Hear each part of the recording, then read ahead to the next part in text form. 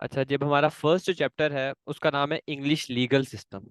अब कोई भी जो कंट्री है उसका लीगल सिस्टम की क्या ड्यूटीज होती हैं? किसी भी कंट्री के लीगल सिस्टम की दो ड्यूटीज होती हैं।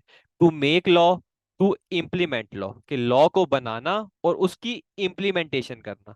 यानी कि हर वो इदारा जो इन दो चीजों को करता है वो लीगल सिस्टम होता है। ठीक है, किसी भी कंट्री के लीगल सिस्टम के दो काम होते हैं, टू मेक लॉ, लॉ को बनाना, टू इम्प्लीमेंट लॉ, लॉ को इम्प्लीमेंट करना। अब लॉ क्या होता है?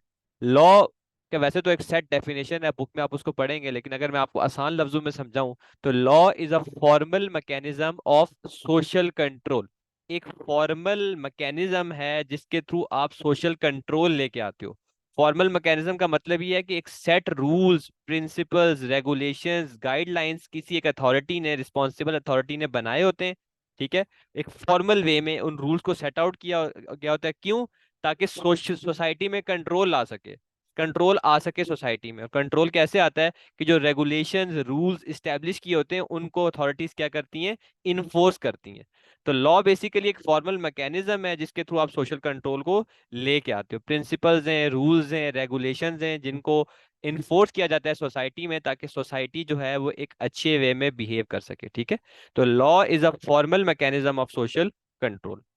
अब लॉ दो तरह का होता है, पब्लिक लॉ और प्राइवेट लॉ। नाम से आपको समझ आ गई होगी कि public law is that law that is concerned with the matters related to public administration. वो लॉ जो कि पब्लिक एज अ होल पे अप्लाई होता है, हर एक सिटीजन ऑफ द कंट्री पे अप्लाई होता है, उसको आप पब्लिक लॉ कहते हो। यानी कि पब्लिक को एडमिनिस्टर करने के लिए जो भी लॉज होते हैं, जैसे हमारी कॉन्स्टिट्यूशन होती है, आइन होता है, ठीक है, वो सबके लिए फॉलो करना मैंडेटरी होता है। क्रिमिनल लॉ जो है हमारा, हर किसी के लिए फॉलो करना जो है वो मैंडेटरी होता है कि जी हमने क्राइम नहीं करना। एडमिनिस्ट्रेशन लॉ में कि कैसे हमने एडमिनिस्टर करना है, रन करना है इदारों को। ठीक है, तो ये सारे के जो सारे लॉज हैं जिनका ताल्लुक पब्लिक एज अ होल से होता है, वो पब्लिक लॉ में आते हैं। प्राइवेट लॉ क्या होता है? Law that is concern with relationship between two individuals. दो इंडिविजुअल्स के दरमियान जो ताल्लुकात हैं, वो उनसे रिलेटेड जो लॉ है वो प्राइवेट लॉ कहलाता है। जैसे कि कॉन्ट्रैक्ट लॉ, मैंने और आपने कॉन्ट्रैक्ट किया, तो अब जो लॉ कॉन्ट्रैक्ट लॉ है वो सिर्फ आप और मेरे लिए, हमारे पे ही एप्लीकेबल होगा, राइट? वो पूरी पब्लिक के लिए नहीं होता, सिर्फ वो उन लोगों के लिए होता है जो दो पार्टीज आपस में कॉन्ट्रेक्चुअल रिलेशनशिप में। ठीक है, यानी कि जिनके आपस में कोई ना कोई ऐसी रिलेशंस वाया कॉन्ट्रैक्ट डेवलप हुए थे। टॉर्ट लॉ में ये होता है कि कॉन्ट्रैक्ट तो नहीं हुआ होता, लेकिन दूसरी पार्टी ने सिविल रॉन्ग किया होता है, तो जिसने सिविल रॉन्ग किया हुआ है और जिसके साथ गलत किया है उनके दरमियान एक रिलेशनशिप कायम हो जाता है। ठीक है, उस सिचुएशन में क्या लॉ होता है? ठीक है, वो टॉर्ट लॉ होता है, और वो टॉर्ट लॉ भी क्या होगा? प्राइवेट लॉ होगा। क्योंकि ये इंडिविजुअल्स के दरमियान ताल्लुकात के हवाले से, ये पूरी पब्लिक के लिए नहीं है। अगर मैंने आपके साथ कोई सिविल रॉन्ग किया है तो आप मुझे सू करेंगी, वो मेरे और आपके लिए जो है वो एप्लीकेबल होगा लॉ। ठीक है, एम्प्लॉयमेंट लॉ में किन के रिलेशनशिप को देखा जाता है? एम्प्लॉय और एम्प्लॉयर के, यानी कि जो आपसी मामलात हैं उनसे, उनके हवाले से जो लॉ है वो आपका प्राइवेट लॉ कहलाता है। और पब्लिक लॉ क्या होता है? वो लॉ जो पूरी पब्लिक पे अप्लाई होता है। ठीक है, जिसका ताल्लुक पब्लिक एज अ होल से होता है। क्लियर? Yes sir. इसके बाद इंग्लिश लॉ की क्या ब्रांचेस हैं? जो हम यूके का लॉ पढ़ रहे हैं, एक चीज आपको पता होनी चाहिए कि जो यूके का लॉ है वो सबसे पुराना लॉ है। यानी कि आज से 1000 साल पहले जो है ना ये लॉ बन गया था, यूके का लॉ बनना स्टार्ट हो गया था। तो जो हमारे डिफरेंट लॉज हैं डिफरेंट कंट्रीज के, वो यहीं से निकले हुए हैं। इवन पाकिस्तान का भी जो लॉ है उसकी भी मोस्टली जो है वो शरिया का भी उसमें कुछ ना कुछ ब्लेंड है, लेकिन बेसिक्स जो है उन्होंने इंग्लिश लॉ से उठाई हुई है। बेशक टैक्सेशन की भी बेसिक्स हो, चाहे लॉ की बेसिक हो। तो काफी कंट्रीज ऐसे हैं, कॉमनवेल्थ कंट्रीज भी हैं, वो सारे मेनली यूके के लॉ से ही चीजों को पिकअप करते हैं और इम्प्लीमेंट करते हैं। तो यूके का लॉ क्योंकि एक बहुत पुराना लॉ है, तो इससे काफी कुछ जो है ना, काफी डिफरेंट लॉज भी डराइव हुए हैं डिफरेंट कंट्रीज के। अब इंग्लिश लॉ की क्या ब्रांचेज हैं? दो तरह की ब्रांचेज है, क्रिमिनल लॉ और सिविल लॉ। क्रिमिनल लॉ अभी हमने देखा था कि पब्लिक लॉ में एक एग्जांपल मैंने दी थी क्रिमिनल लॉ के, जो सब पब्लिक एज अ होल पे अप्लाई होता है। और सिविल लॉ जो है वो आपका क्या होता है? Relates to the matter between two individuals, it is form of private law. तो सिविल लॉ जो है वो आगे प्राइवेट लॉ की फॉर्म है, और जो पब्लिक लॉ की आगे फॉर्म है वो क्रिमिनल लॉ है। ठीक है, अब इनके बारे में डिफरेंशिएशन आपको आनी चाहिए, बहुत बहुत इंपॉर्टेंट है क्रिमिनल लॉ और सिविल लॉ के बारे में। क्रिमिनल लॉ आगे पब्लिक लॉ की टाइप है, सिविल लॉ आगे प्राइवेट लॉ की टाइप है। Criminal law relates to the conduct which state disapproves. Criminal law जो है इसका ताल्लुक उस कंडक्ट से है, इसमें उस कंडक्ट के बारे में जिक्र किया गया है जो कि आपकी स्टेट, आपकी कंट्री मना करती है लोगों को कि ये काम ना करें। जबकि सिविल लॉ का ताल्लुक क्या होता है, relates to the matter between two individuals, दो इंडिविजुअल्स के दरमियान जो मामलात हैं उसके हवाले से सिविल लॉ में बयान किया गया है। पर्पस क्या है, मकसद क्या है सिविल लॉ का, enforcement of behaviour as per state law. Criminal law को बनाने का मकसद ये है कि हम, जो स्टेट कहती है कि यार ये अच्छे बिहेवियर्स हैं जो कि आपको सोसाइटी में शो करने चाहिए, उनकी इन्फोर्समेंट करें। जैसे चोरी नहीं करनी चाहिए तो आप पूरे इन्फोर्समेंट करें कि यार कोशिश करें कि कोई बंदा चोरी ना करे, किसी दूसरे बंदे को नुकसान ना पहुंचाए, ठीक है, ये कोई भी क्रिमिनल एक्टिविटी वो ना करे। तो क्रिमिनल लॉ का मकसद ये है कि जो बिहेवियर सर्टन स्टेट कहती है उसको इन्फोर्स करना। सिविल लॉ का मकसद क्या है, to settle dispute between two individuals के, तो जो लोग, दो लोगों के दरमियान जो ताल्लुकात खराब हो गए हैं उनके मसलों को हल करना, ये सिविल लॉ का मकसद है। क्रिमिनल लॉ का मकसद ये है कि जो स्टेट ने, स्टेट के कानून को इम्प्लीमेंट करना क्रिमिनल वाले, ठीक है, कि लोग क्राइम ना करें। सिविल लॉ का मकसद ये है कि दो लोगों के दरमियान अगर ताल्लुकात खराब हो चुके हैं, ठीक है, फॉर एग्जांपल दो लोग कॉन्ट्रैक्ट में थे, कॉन्ट्रैक्ट टूट चुका, अब एक पार्टी ने जाहिर सी बात है गलत किया होगा दूसरी के साथ, तो किस तरह उसको कंपनसेट करना है, तो जो आपसी इनके मामलात हैं, इंडिविजुअल्स के दरमियान मामलात हैं, उनको सेटल करना सिविल लॉ का काम होता है। बर्डन ऑफ प्रूफ, कि प्रूफ किसने करना है कि मेरे साथ गलत हुआ है, ठीक है, या क्राइम किसने प्रूफ करना है। क्रिमिनल लॉ में हमने ये देखना है कि कौन सा बंदा है जो क्राइम प्रूफ करेगा।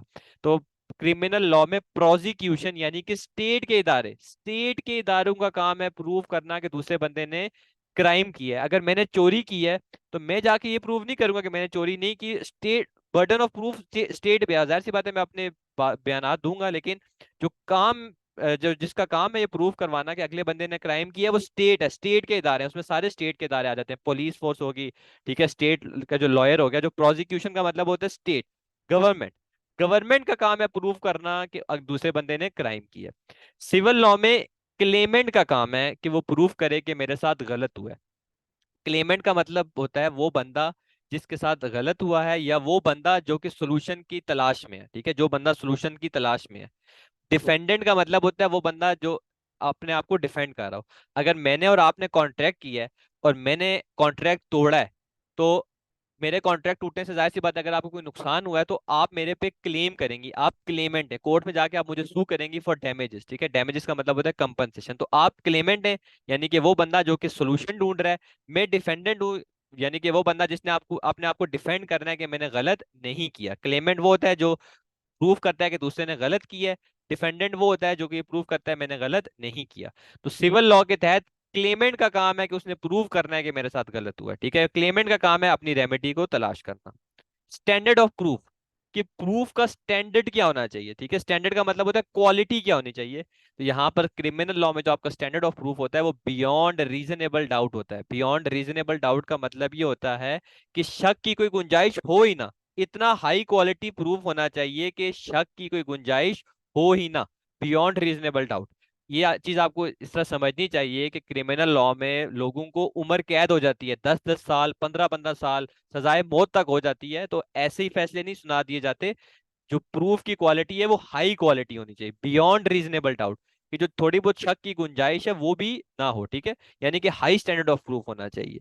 जबकि सिविल लॉ में जो प्रूफ की क्वालिटी है, जो स्टैंडर्ड है, वो होता है बैलेंस ऑफ प्रोबेबिलिटीज।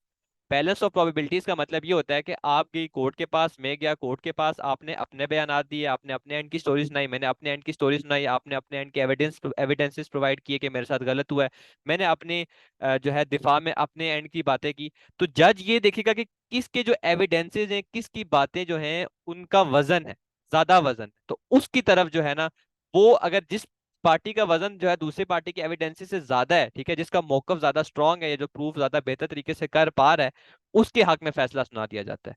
तो स्टैंडर्ड ऑफ प्रूफ जो है इसमें इतना ज्यादा नहीं होता। बैलेंस ऑफ प्रोबेबिलिटीज, इसको अगर मैं परसेंटेज में समझाने की आप कोशिश करूंगे, तो ऐसा होगा कि लेट सपोज आप और मैं गए, आपने जो है अपने एंड से सारी चीजें पेश की, एविडेंसेस जो थे, मैंने अपने एंड पे अपने आप को डिफेंड करने के लिए जो बातें पेश की, तो जज देखेगा कि यार किसकी बातों में वजन है। लेट से 60% आपकी बातें जो है वो ज्यादा बेहतर है मेरी 40% से, तो अगर 60-40 रेशियो है तो आपके हक में फैसला सुना दिया जाएगा, ठीक है।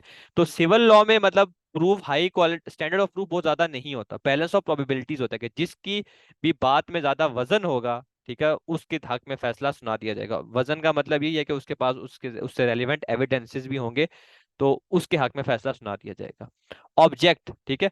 पर्पस का मतलब होता है ऑब्जेक्ट, पर्पस का मतलब होता है कि क्या मकसद है। ऑब्जेक्ट का मतलब ये होता है कि उससे आप क्या गोल, एक ही तरह का इनका मतलब है, लेकिन ऑब्जेक्ट का मतलब ये होता है कि इसका अल्टीमेट मकसद क्या होता है, इससे आप क्या चीज हासिल करना चाहते हैं, ठीक है। पर्पस और ऑब्जेक्ट एक ही तरह के हैं। क्रिमिनल लॉ का ऑब्जेक्ट ये होता है, ठीक है, क्रिमिनल लॉ को बनाने की वजह ये होती है, रीजन ये होती है, to regulate society by threat of punishment, कि हम सोसाइटी को रेगुलेट करें। किस तरह? उनको डरा के कि अगर आपने क्राइम किया तो आपको पनिशमेंट होगी। इस चीज को आपने समझना है कि क्रिमिनल लॉ का ऑब्जेक्ट हरगिज ये नहीं है कि हमने अगले को सजा देनी है, ये रीजन नहीं है उसको बनाने का, ठीक है। उसको बनाने का रीजन ये है कि हमने अगलों को डराना है कि अगर आपने गलत किया तो हम आपको सजा देंगे। इस तरह जो है ना हम उनके बिहेवियर को रेगुलेट कर सकते हैं। तो क्रिमिनल लॉ का ऑब्जेक्ट है to regulate society by threat of punishment. जबकि सिविल लॉ का ऑब्जेक्ट क्या है? To provide compensation to restore claimant position, ठीक है। कंपनसेशन हमने देनी है क्लेमेंट को ताकि वो अपनी पोजीशन को रिस्टोर कर सके। इसका सिंपल मतलब ये हुआ कि मैंने और आपने कॉन्ट्रैक्ट किया और मेरे ब्रीच की वजह से, मेरे कॉन्ट्रैक्ट तोड़ने की वजह से आपको $10,000 का नुकसान हुआ, तो आपने मुझे $10,000 के लिए सू कर दिया। तो मैं अब आपको वो $10,000 पे करूंगा ताकि आपकी पोजीशन जो है वो रिस्टोर हो जाए। सिविल लॉ का मकसद होता है, सिविल लॉ का जो अल्टीमेट गोल होता है, कंपनसेशन होती है ताकि क्लेमेंट की पोजीशन को रिस्टोर किया जाए। और क्रिमिनल लॉ का ऑब्जेक्ट क्या होता है? To regulate society by threat of punishment, कि सोसाइटी को रेगुलेट करना, उनको डरा के अगर आपने कुछ गलत किया तो हम आपको सजा देंगे। रिजल्ट, अगर क्रिमिनल लॉ के तहत आप गिल्टी हुए, ठीक है, आप पे प्रूव हो गया कि आपने क्राइम किया है, तो आपको या तो सजा होगी, जेल होगी, या आपको फाइन होगा, या दोनों भी हो सकते हैं, जेल प्लस फाइन। और अगर आप इनोसेंट हैं तो आपको एक्विट कर दिया जाएगा, आपको रिलीज कर दिया जाएगा, छोड़ दिया जाएगा। और अंडर सिविल लॉ जो है, उसका रिजल्ट ये होगा कि कोर्ट जो है वो डिफेंडेंट को ऑर्डर करेगी कि वो डैमेजेस पे करे। डैमेजेस का मतलब होता है कंपनसेशन, फाइनेंशियल कंपनसेशन और some other remedy. Financial compensation के अलावा भी कुछ सॉल्यूशंस होते हैं, उन पे भी हम बात करेंगे बाद में। तो ये आपने याद रखना है कि हर चीज का हल सिर्फ फाइनेंशियल कंपनसेशन नहीं होता, कुछ और रेमेडीज भी होती हैं। तो अल्टीमेटली सिविल लॉ का रिजल्ट यही आएगा कि जी कोर्ट जो है वो डिफेंडेंट को ऑर्डर करेगी कि आप जो है वो क्लेमेंट को, यानी कि इनोसेंट पार्टी को डैमेजेस पे करें, या कोई और उसका सोल्यूशन हुआ तो वो कोर्ट पेश करेगी। तो ये डिफरेंस है क्रिमिनल और सिविल लॉ का। कोई क्वेश्चन है? सर ये जो बर्डन ऑफ प्रूफ है ये क्रिमिनल का, इसके ना कौन कौन आता है? प्रोसिक्यूशन का काम है प्रूव करना, सारे गवर्नमेंट के इदारे। अगर किसी ने मर्डर किया है तो पुलिस से लेके, जो पुलिस गवर्नमेंट का इदारा है, ठीक है, उनका काम है, ठीक है। उसके बाद जो लॉयर्स होंगे, गवर्नमेंट का लॉयर, उसका काम है कि इस बंदे ने मर्डर किया है, यानी कि गवर्नमेंट ने, प्रोसिक्यूशन ने प्रूव करना है कि अगले ने क्राइम ठीक। किया है, ठीक है। और जो इसका, जब आप, अभी हम लोग पढ़ेंगे भी केसेस डिफरेंट बुक में, आप देखेंगे भी तो उसमें लिखा होता है कि दिस वर्सेस दिस। जैसे फॉर एग्जांपल अगर कोई स्टेट रिलेटेड केस है ना, तो उसमें लिखा होगा स्टेट। लेट सपोज एक कोई भी मिस्टर ए है, उन्होंने मर्डर किया है, तो केस की हेडिंग होगी वैसे होगी, state versus mister A, state versus mister A. और जब आप पढ़ेंगी पब्लिक, जो है आपका है सिविल लॉ, उसके जब आप केसेस पढ़ेंगे आगे हम देखेंगे भी, तो उसमें ऐसे लिखा होता है, जैसे let suppose mister B versus mister C. अब जिसका पहले नाम लिखा होता है ना वो क्लेमेंट होता है हमेशा। जो केस की हेडिंग होती है ना उसमें पहला नाम क्लेमेंट का लिखा होता है सिविल लॉ में, और दूसरा नाम लिखा होता है डिफेंडेंट का, यानी कि वो बंदा जो अपने आप को डिफेंड कर रहा है। तो ये कोई एग्जाम पॉइंट ऑफ व्यू से वैसे इंपॉर्टेंट तो नहीं है, लेकिन जस्ट आपको पता होना चाहिए कि जब केसेस पढ़ेंगे उसकी जो हेडिंग होती है, जो पहला नाम होता है वो आपका हमेशा क्लेमेंट का होता है, यानी कि जिस बंदे ने क्लेम डाला हुआ है। और दूसरा नाम हमेशा डिफेंडेंट का होता है, यानी कि जो बंदा अपने आप को डिफेंड कर रहा है। तो ये क्रिमिनल लॉ, सिविल लॉ के डिफरेंसेस हैं। अच्छा जी, इसके बाद अब आते हैं आगे इंग्लिश कोर्ट सिस्टम्स पे, कि जो कोर्ट्स हैं यूके में वो कौन कौन सी हैं, उन पे ज़रा हम उनका एक जनरल ओवरव्यू लेते हैं। अच्छा जी, अभी इसको ज़रा आपने ज़रा समझना है, अच्छे तरीके से समझना है। सबसे जो दो, अभी हमने बात की क्रिमिनल लॉ की और हमने बात की सिविल लॉ की, ठीक है। तो इसी तरह जो कोर्ट सिस्टम भी है ना वो भी डिस्ट्रीब्यूट हो जाता है सिविल कोर्ट्स और क्रिमिनल कोर्ट्स में, ठीक है। डिस्ट्रीब्यूशन की देखें, किसी भी कंट्री का जो कोर्ट सिस्टम है उसका काम यही होता है कि लोगों को इंसाफ की फराहमी करना, ठीक है, उनको इंसाफ प्रोवाइड करना। और इंसाफ सिर्फ प्रोवाइड नहीं करना, टाइमली प्रोवाइड करना। जैसे सब कॉन्टिनेंट के केसेस होते हैं, आपको पता है, जो सिचुएशन है पाकिस्तान की हो जाए या इंडिया की हो जाए, ये जो कंट्रीज है यहाँ पर 20-20 साल, 25-25 साल जो है ना उसके बाद जो है फैसला आता है। ऐसे फैसले का क्या फायदा? तो कोई भी कोर्ट सिस्टम अगर अच्छी है तो उसका काम ये होगा कि वो एफिशिएंटली फैसलों को सुनाए और टाइमली सुनाए, सही फैसले सुनाए और टाइमली फैसले सुनाए। और कोर्ट सिस्टम भी निज़ाम ऐसा होना चाहिए कि वो लेस कॉस्टली हो, हर बंदा जो है वो उसको अफोर्ड कर सके, किसी भी मुल्क का। तो अगर किसी मुल्क का एक अच्छा कोर्ट सिस्टम होगा, उसकी निशानी ये होगी कि वो इंसाफ की फरहमी को यकीनी बनाए और कम से कम टाइम में यकीनी बनाए, और जो आपका जो कॉस्ट है उसकी वो बहुत ज्यादा ना हो। ठीक है, एक स्ट्रक्चर्ड वे में जो है वो कोर्ट्स चलती हैं। तो कोर्ट को दो हिस्सों में जो है वो डिवाइड करने का फायदा ये है, जैसे सिविल कोर्ट सेपरेट होगी और आपकी क्रिमिनल कोर्ट सेपरेट होगी, कि यार जो सिविल के केसेस हैं वो सिविल में चले जाएं, क्रिमिनल के केसेस हैं वो क्रिमिनल में चले जाएंगे। ठीक है, तो फिर वो जिस जिस चीजों से रिलेट करता है वही कोर्ट्स पे फैसले सुनाए जाएंगे। अगर ये मिक्स होता निजाम, तो आपको पता है कि स्ट्रक्चर्ड इतना अच्छा नहीं होता, चीजें मिक्स अप होती तो मुश्किल होते हैं फैसले करना। तो अलहदा करने का एक फायदा ये हो गया कि काम स्ट्रक्चर्ड हो गया।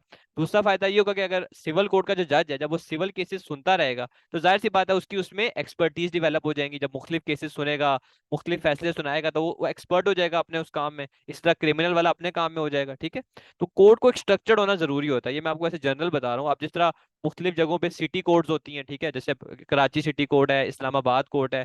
अब उन सिटी कोर्ट को भी जो है ना सेपरेट करने का फायदा ये होता है कि यार जो अपने सिटी के मामलात हैं, जज उनको सुनता है, तो उस हवाले से उसकी एक्सपर्टीज आ जाती है। तो ये बेसिक सी बात है कि कोर्ट सिस्टम का स्ट्रक्चर्ड होना जो है वो जरूरी है।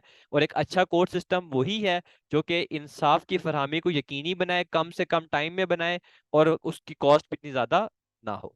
अब यूके में दो तरह के कोर्ट्स हैं, सिविल कोर्ट्स हैं और क्रिमिनल कोर्ट्स हैं। पहले हम बात करते हैं सिविल कोर्ट की। तो जो सबसे छोटी सिविल कोर्ट है, सबसे छोटी, मैं यहाँ पर नंबरिंग के हिसाब से लिख देता हूँ, जो सबसे छोटी कोर्ट है वो है आपकी काउंटी कोर्ट। यूके की जो सबसे छोटी कोर्ट है सिविल मैटर्स की, वो है काउंटी कोर्ट। काउंटी कोर्ट क्या सुनती है? First instance small fast track civil claims of contract, टॉट, land law and tenant probate etcetera. County court का काम ये होता है कि जो पहले इंस्टेंस वाले, पहले इंस्टेंस का मतलब ये है कि ये केसेस पहली दफा सुने जा रहे हैं, फर्स्ट टाइम, कहीं और नहीं सुने गए थे। स्मॉल और फास्ट ट्रैक सिविल क्लेम्स। अब क्या होता है, स्मॉल क्लेम्स क्या होता है और फास्ट ट्रैक क्या होता है? यहाँ पर मैंने ऊपर लिखा हुआ है, स्मॉल क्लेम्स वो वाले होते हैं जिनकी जो अमाउंट होती है वो 10,000 पाउंड से कम होती है। यानी कि ऐसा क्लेम आया जिसमें एक पार्टी ने दूसरी पार्टी को 9,000 पाउंड के लिए सू किया है, तो वो स्मॉल क्लेम में आएगा। तो स्मॉल क्लेम वाला जो है वो कहाँ पर जाएगा? केस काउंटी कोर्ट में जाएगा। ठीक है, फास्ट ट्रैक का मतलब होता है वो क्लेम जिसकी अमाउंट 10,000 पाउंड से 25,000 पाउंड के बीच में हो। यानी कि ऐसा किसी एक पार्टी ने दूसरी पार्टी को सू किया है और डैमेजेस की जो अमाउंट है वो 15,000 pound, 20,000 pound, up to 25,000 pound है, तो वो भी आप कहाँ पर, वो भी कहाँ सुना जाएगा? केस काउंटी कोर्ट में सुना जाएगा। ठीक है, इसके अलावा होता है multi track. Multi track claims होते हैं यानी कि जिनकी अमाउंट बड़ी होती है, तो जितनी अमाउंट बड़ी होगी तो जाहिर सी बात है केस की नौयत ज्यादा हो जाती है, तो वो फिर हाई कोर्ट में जाता है। तो काउंटी कोर्ट में फर्स्ट इंस्टेंस स्मॉल और फास्ट ट्रैक सिविल क्लेम सुने जाते हैं, किसके? कॉन्ट्रेक्चुअल मैटर्स के। ठीक है, दो पार्टी के दरमियान कॉन्ट्रैक्ट था, एक ने ऑब्वियसली तोड़ा होगा, तो उसके हवाले से जो भी केस है वो सुना जाएगा। टॉट, टॉट का मतलब होता है सिविल रॉन्ग। ठीक है, सिविल रॉन्ग अगर किसी ने किया उसके हवाले से केस सुना जाएगा। लैंड लॉर्ड एंड टेनेंट, किराएदार और मालिक मकान के दरमियान कोई मसले मसाइल है उनको डील किया जाता है। प्रोबेट, प्रोबेट का मतलब होता है जो विल, जब एक बंदा कोई किसी की डेथ होती है तो जो उसकी विल होती है, उसकी डिस्ट्रीब्यूशन होती है, इसके हवाले से जो है ना डीलिंग जो है वो, इसके हवाले से जो भी केस है वो कहाँ पर सुना जाएगा? काउंटी कोर्ट में सुना जाएगा। Presided bye district and circuit जजेस, इनको जो सुनता है वो जो जज सुनता है, या तो वो डिस्ट्रिक्ट जज हो सकता है या वो सर्किट जज हो सकता है। देखें, सर्किट जज का आसान है, प्रोविंशियल जज होता है। जैसे यूके में, जैसे हम पाकिस्तान में हमारे प्रोविंसेस होते हैं ना, यूके में सर्किट्स होते हैं, फिर सर्किट्स के आगे फिर वो डिस्ट्रिक्ट्स होते हैं। तो सर्किट एक तरह से प्रोविंस ही होता है। तो सर्किट के जजेस होते हैं या डिस्ट्रिक्ट के जजेस होते हैं, वो इन केसेस को सुनते हैं। सबसे छोटी कोर्ट जो है सिविल कोर्ट यूके की, कौन सी होती है? काउंटी कोर्ट होती है। काउंटी कोर्ट जो है वो फर्स्ट इंस्टेंस स्मॉल और फास्ट ट्रैक सिविल क्लेम सुनती है, contract, tort, landlord and tenant probate वगैरह के। और इनको जो जज जो ये सुनता है वो या तो डिस्ट्रिक्ट जज होता है या वो सर्किट जज होता है। इसके बाद आती है मैजिस्ट्रेट कोर्ट। मैजिस्ट्रेट कोर्ट के मैंने सबसे पहला पॉइंट लिखा हुआ है लिमिटेड सिविल ज्यूरिसडिक्शन। ज्यूरिसडिक्शन का मतलब होता है अथॉरिटी। मैजिस्ट्रेट कोर्ट का मेनली जो काम है, मेनली काम क्रिमिनल मैटर्स को डील करना है। मैजिस्ट्रेट कोर्ट का मेनली काम जो होता है वो क्रिमिनल मैटर्स को जो है वो देखना होता है, लेकिन मैजिस्ट्रेट कोर्ट चंद सिविल मैटर्स को भी देखती है। ठीक है, मैजिस्ट्रेट कोर्ट चंद सिविल मैटर्स को भी देखती है, जैसे कि फैमिली लॉ। फैमिली लॉ मतलब यही मियाँ बीवी के मसले मसाइल हो गए, अडॉप्शन से रिलेटेड चीजें होगी। ठीक है, अगर डाइवोर्स हो जाता है तो कस्टडी बच्चों की किस तरफ जाएगी, इस किस्म के जो मामलात हैं वो यहाँ पर सुने जाते हैं। Council tax and business rates enforcement, अब यूके में काउंसिल की तरफ से टैक्स चार्ज किए जाते हैं, सिटीजन्स को वो पे करना होता है, ठीक है। बिजनेसेस को कुछ रेट्स होते हैं वो पे करने होते हैं, तो अगर लोग नहीं वो पे कर रहे तो ये जो है इसकी जो रिकवरी है, इसकी रिकवरी के जो केसेस होते हैं वो यहाँ पर सुने जाते हैं कि यार जो लोग तो काउंसिल टैक्स पे नहीं कर रहे उनसे वो निकलवाना है, पैसे निकलवाने, बिजनेस रेट्स नहीं पे करे उनसे वो निकलवाने। तो ये मैजिस्ट्रेट कोर्ट में सुना जाता है। प्रिसाइडेड बाय डिस्ट्रिक्ट जजेस और ले मैजिस्ट्रेट, ये जो फैसले होते हैं ये डिस्ट्रिक्ट जजेस या ले मैजिस्ट्रेट सुन रहा होता है। ले मैजिस्ट्रेट का मतलब, जैसे आपने ले मैन सुना होगा कि कोई भी आम आदमी, इसी तरह ले मैजिस्ट्रेट का मतलब भी यही होता है कि मैजिस्ट्रेट कोर्ट में ले मैजिस्ट्रेट कौन होता है। मिसाल के तौर पर आपका एक सिटी है, ठीक है, उस सिटी में एक बंदा है जो कि किसी भी उसकी कोई भी पोजीशन है, लेकिन वो एक थोड़ा इन्फ्लुएंशियल बंदा है, ठीक है, मतलब थोड़ा समझदार किस्म का बंदा है, वो वैसे भी लोगों के मसले मसाइल हल करता है। उसको जो है वो कहा जाता है कि जी आप जो है आके ये फैसला सुने ले मैजिस्ट्रेट, ठीक है। कोई भी बंदा ये हो सकता है, जो कि जाहिर सी बात है ये वही बंदा होगा जिसके थोड़ा कोई नाम होगा, ठीक है, उस जगह पे उस सिटी में, तो वो आके ये फैसले सुनता है। अब आपको इस चीज को समझना होगा कि जो डिस्ट्रिक्ट जजेस होते हैं और सर्किट जजेस होते हैं ये सैलरीड होते हैं, इनको गवर्नमेंट की तरफ से तनख्वाहें मिलती हैं, ये वो सुनते हैं, ठीक है। लेकिन क्योंकि इतने मसले मसाइल होते हैं और यूके इतना बड़ा कंट्री है, तो इतनी गवर्नमेंट अफोर्ड नहीं कर सकती कि जी हर किसी को सैलरी पे रख दें और मुख्तलिफ मजिस्ट्रेट कोर्टें भी खोल लें, काउंटी भी खोल लें, ठीक है, उसके बाद जजेस पे जजेस रखते जाएं रखते जाएं रखते जाएं, ऐसा नहीं होता। तो वो ले मजिस्ट्रेट को रख लेते हैं, ठीक है, जो कि कोई भी बंदा होता है जो कि उस वो फैसले जो है ये सुना देता है, ठीक है। दूसरी बात आपको ये भी समझनी चाहिए, क्योंकि ये फैसलों की नौयत इतनी ज्यादा नहीं होती, जैसे रिकवरी हो गया, तो ये मतलब एक बंदे को अगर थोड़ी बहुत एक्सपर्टीज उसमें डेवलप हो जाए तो वो सुना सकता है। तो इसीलिए ये जो है ले मैजिस्ट्रेट भी सुन लेता है। डिस्ट्रिक्ट जजेस तो प्रॉपर जो है जो सैलरीड होते हैं वो होते हैं, और ले मैजिस्ट्रेट कोई भी बंदा होता है जिसकी रेपुटेशन होती है उस जगह पे, ठीक है, थोड़ा पढ़ा लिखा हुआ बंदा हो, जो मामलात को समझता हो, तो वो केस का फैसला सुना सकता है। तो काउंटी कोर्ट आपकी मेन सबसे छोटी सिविल कोर्ट है। मैजिस्ट्रेट कोर्ट की कुछ अथॉरिटी, कुछ ज्यूरिस्डिक्शन जो है वो सिविल है, जो कि मैंने आपको बता दी है। मेनली ये क्रिमिनल है, क्रिमिनल में हम बात करेंगे अभी इसके बाद। ये क्लियर है छोटी कोर्ट्स दोनों? Yes sir. सही है। काउंटी कोर्ट के बाद आपकी जो सेकंड कोर्ट आती है सिविल में, वो आती है आपकी हाई कोर्ट। हाई कोर्ट क्या करती है, देखें, रेड लाइन का मतलब है कि अपील्स जाएंगी, अपील्स, ठीक है, अपील्स जाती हैं यहाँ पर। काउंटी कोर्ट कि अगर फैसले से आप मुतमईन नहीं है, आप अगर काउंटी कोर्ट के फैसले से मुतमईन नहीं है, तो आप उसकी जो अपील है वो हाई कोर्ट में कर सकती हैं, ठीक है। बाकी हाई कोर्ट का काम क्या होता है, first instance multi track civil claims को सुनना, यानी कि जो सिविल क्लेम्स सिग्निफिकेंट नौयत के हों, हाई कोर्ट उनको सुनती है, ठीक है। Hear appeals from lower courts, जो लोअर कोर्ट्स हैं उनकी अपील भी सुनती है। Supervise and regulate conduct of lower courts, जो लोअर कोर्ट्स हैं उनके जो कंडक्ट हैं उनको सुपरवाइज भी करती है, मैनेज भी करती है, ओवरसी भी करती है कि क्या बेहतरी होनी चाहिए, ठीक है। तो रिव्यू हाई कोर्ट का काम होता है। It has further 3 divisions, high court की आगे 3 डिवीजन है, ठीक है, हाई कोर्ट की आगे 3 डिवीजन है। Kings bench division, family division, chancery division. Kings bench division, family division and chancery division, ये हाई कोर्ट के आगे फर्दर 3 डिवीजन है। किंग्स बेंच डिवीजन का क्या काम है, deals with contract and tort matters, जो कॉन्ट्रैक्ट और टॉर्ट के मैटर्स हैं वो हाई कोर्ट की किंग्स बेंच डिवीजन सुनती है। अब काउंटी कोर्ट भी तो टॉर्ट के मैटर सुनती थी, लेकिन काउंटी कोर्ट कौन से मैटर सुनती थी, जो कि छोटे छोटे मोटे होते थे, राइट। हाई कोर्ट जो है वो बड़े वाले मैटर्स, जो कुछ इंपॉर्ट जिनकी नौयत ज्यादा होगी, ठीक है, कुछ सिग्निफिकेंस होंगे, वो सुनेगी, कॉन्ट्रैक्ट और टॉर्ट वाले। Hear appeals from lower courts, जो लोअर कोर्ट्स हैं उनकी अपील सुनती है। Some criminal ones as well, जाहिर सी बात है जो लोअर कोर्ट्स में मजिस्ट्रेट कोर्ट भी आती है तो उसकी भी अपील ये सुनती है, ठीक है।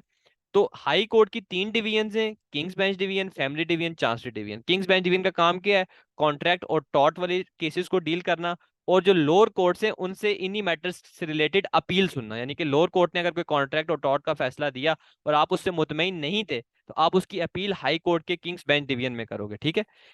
हर डिवीजन की आगे अपनी एक अपील डिवीजन होगी, हर डिवीजन की आगे अपनी एक अपील डिवीजन होगी, यानी कि हाई कोर्ट के किंग्स बेंच डिवीजन है, ठीक है, उनका काम है कॉन्ट्रैक्ट और टॉर्ट के मैटर पे फैसले करना। अब अगर कोई लोअर कोर्ट की अपील आई हुई है तो वो किंग्स बेंच डिवीजन की आगे अपील डिवीजन होगी, उसमें सुनी जाएगी, ठीक है।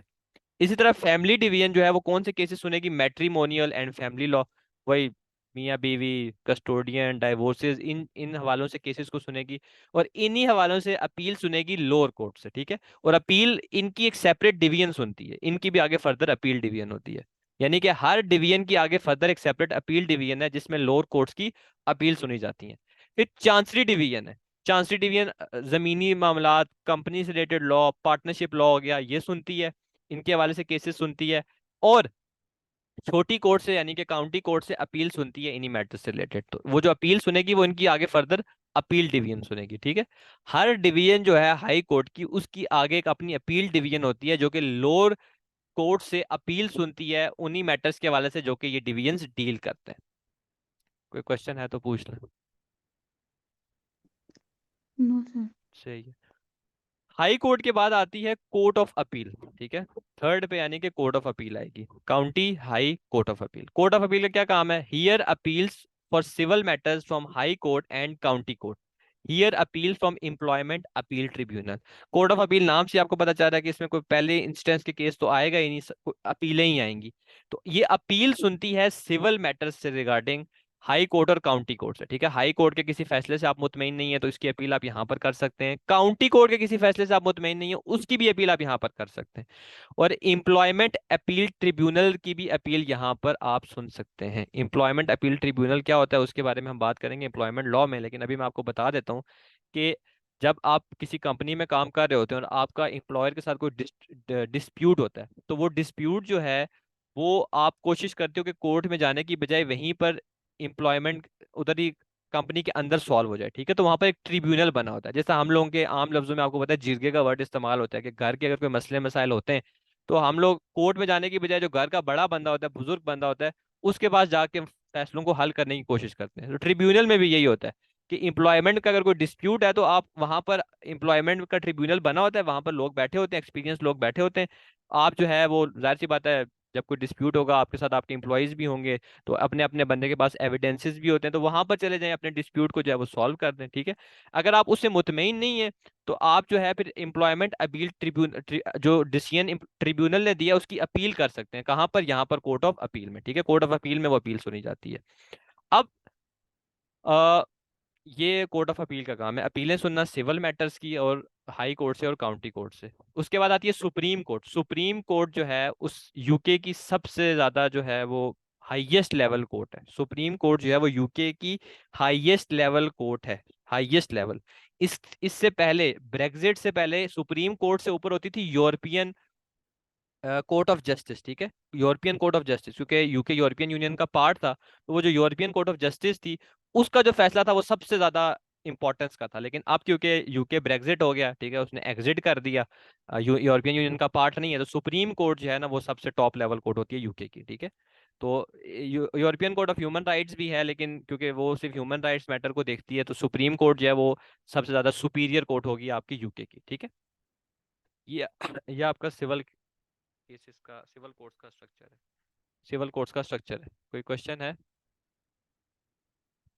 नहीं सर। अब यहाँ पर आपका एक क्वेश्चन होना चाहिए था कि सर ये आपने रेड लाइनें भी लगाई हैं और यहाँ पर आपने ग्रीन लाइनें भी लगाई हैं, और वो वहां पर आपने कोने में लिखा हुआ है पॉइंट ऑफ लॉ, और आपने लिखा हुआ है फैक्चुअल बेसिस, ये क्यों लिखा हुआ है? ठीक है, ये समझने वाली चीज है। देखें, रेड लाइन का मतलब होता है कि आप अपील जो है वो फैक्चुअल बेसिस पे या फैक्ट्स की बेस पे कर रहे हो। रेड लाइन का मतलब होता है कि आप अपील जो है वो फैक्चुअल बेसिस पे कर रहे हो और फैक्ट्स की बेस पे कर रहे हो। ग्रीन लाइन का मतलब होता है आप अपील जो है वो पॉइंट ऑफ लॉ की बेसिस पे कर रहे हो। तो इनका डिफरेंस आपको पता होना चाहिए। अब यहाँ पर आपको नजर आ रहा है कि हाई कोर्ट जो है उस वो काउंटी कोर्ट से और मैजिस्ट्रेट कोर्ट से रेड लाइन आ रही है। इसका मतलब यह है कि हाई कोर्ट अपील सुनती है मैजिस्ट्रेट कोर्ट की और काउंटी कोर्ट की फैक्चुअल बेसिस पे। इसी तरह court of appeal high court की सुनती है और supreme court court of appeal की अपीलें सुनती है। लेकिन बीच में मैंने दो जगहों पे ग्रीन लाइन डाली हुई है, एक काउंटी कोर्ट से सीधा मैं कोर्ट ऑफ अपील पे लेके गया हूँ, और एक मैं हाई कोर्ट से सीधा सुप्रीम कोर्ट पे लेके गया हूँ। यानी कि काउंटी कोर्ट की अपील हाई कोर्ट में जानी चाहिए, लेकिन ये जो अपील है ग्रीन वाली, ये मैं सीधा एक एक जगह को, एक कोर्ट को छोड़ के जंप मार के तीसरी कोर्ट पे चला गया, उससे हायर वाली पे। इसी तरह हाई कोर्ट से भी मैं कोर्ट ऑफ अपील में जाने की बजाय कुछ सिचुएशन में सुप्रीम कोर्ट में चला जाता हूँ। ये अब समझने वाली बात है। अपील्स जो है वो दो तरह की होती है, एक होती है पॉइंट ऑफ लॉ, एक होती है फैक्चुअल बेसिस। फैक्चुअल बेसिस का मतलब ये होता है कि जब आपको लगता है कि जो फैक्ट्स ऑफ केसेस हैं वो जज ने सही तरीके से नहीं सुने, या पूरे फैक्ट्स वो नहीं सुन पाया, उस वक्त आपके पास उतनी डिटेल में फैक्चुअल फैक्ट्स अवेलेबल नहीं थे, तो आपको ऐसा लगा कि यार जो मैं फैक्ट्स हैं उनकी प्रेजेंटेशन सही नहीं कर पाया या जज ने उनको सही तरीके से नहीं सुना, तो आप अपील कर सकते हैं हायर कोर्ट में। काउंटी के अगर फैसले से आप मुतमईन नहीं है on the basis of facts, high court में चले जाएं। हाई कोर्ट के फैसले से मुतमईन नहीं है on factual basis, court of appeal में चले जाएं। कोर्ट ऑफ अपील के फैसले से मुतमिन नहीं ऑन फैक्चुअल बेसिस, आप सुप्रीम कोर्ट में चले जाएं। कभी कभार होती है appeals on point of law. Point of law का मतलब ये होता है कि आप ये समझते हैं कि जो लॉ अप्लाई किया गया है आपके केस में वो गलत किया गया। पॉइंट ऑफ लॉ का मतलब ये होता है कि लॉ जो आपके केस में अप्लाई किया गया, ठीक है, जो लॉ की एप्लीकेशन है, जज ने जिस लॉ के तहत फैसला सुनाया है वो लॉ लगता ही नहीं था वहां पर, गलत लॉ के तहत फैसला सुनाया है, तो वो आपका होता है पॉइंट ऑफ लॉ।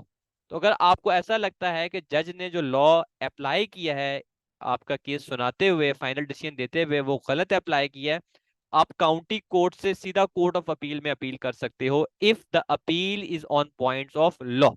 तब आप लीप फ्रॉग प्रोसीजर इसको बोलते हैं। लीप फ्रॉग का मतलब वो होता है कि फ्रॉग लीप का है, जंप मारा है, एक कोर्ट को छोड़ के आप तीसरी कोर्ट में जाके अपील कर सकते हो।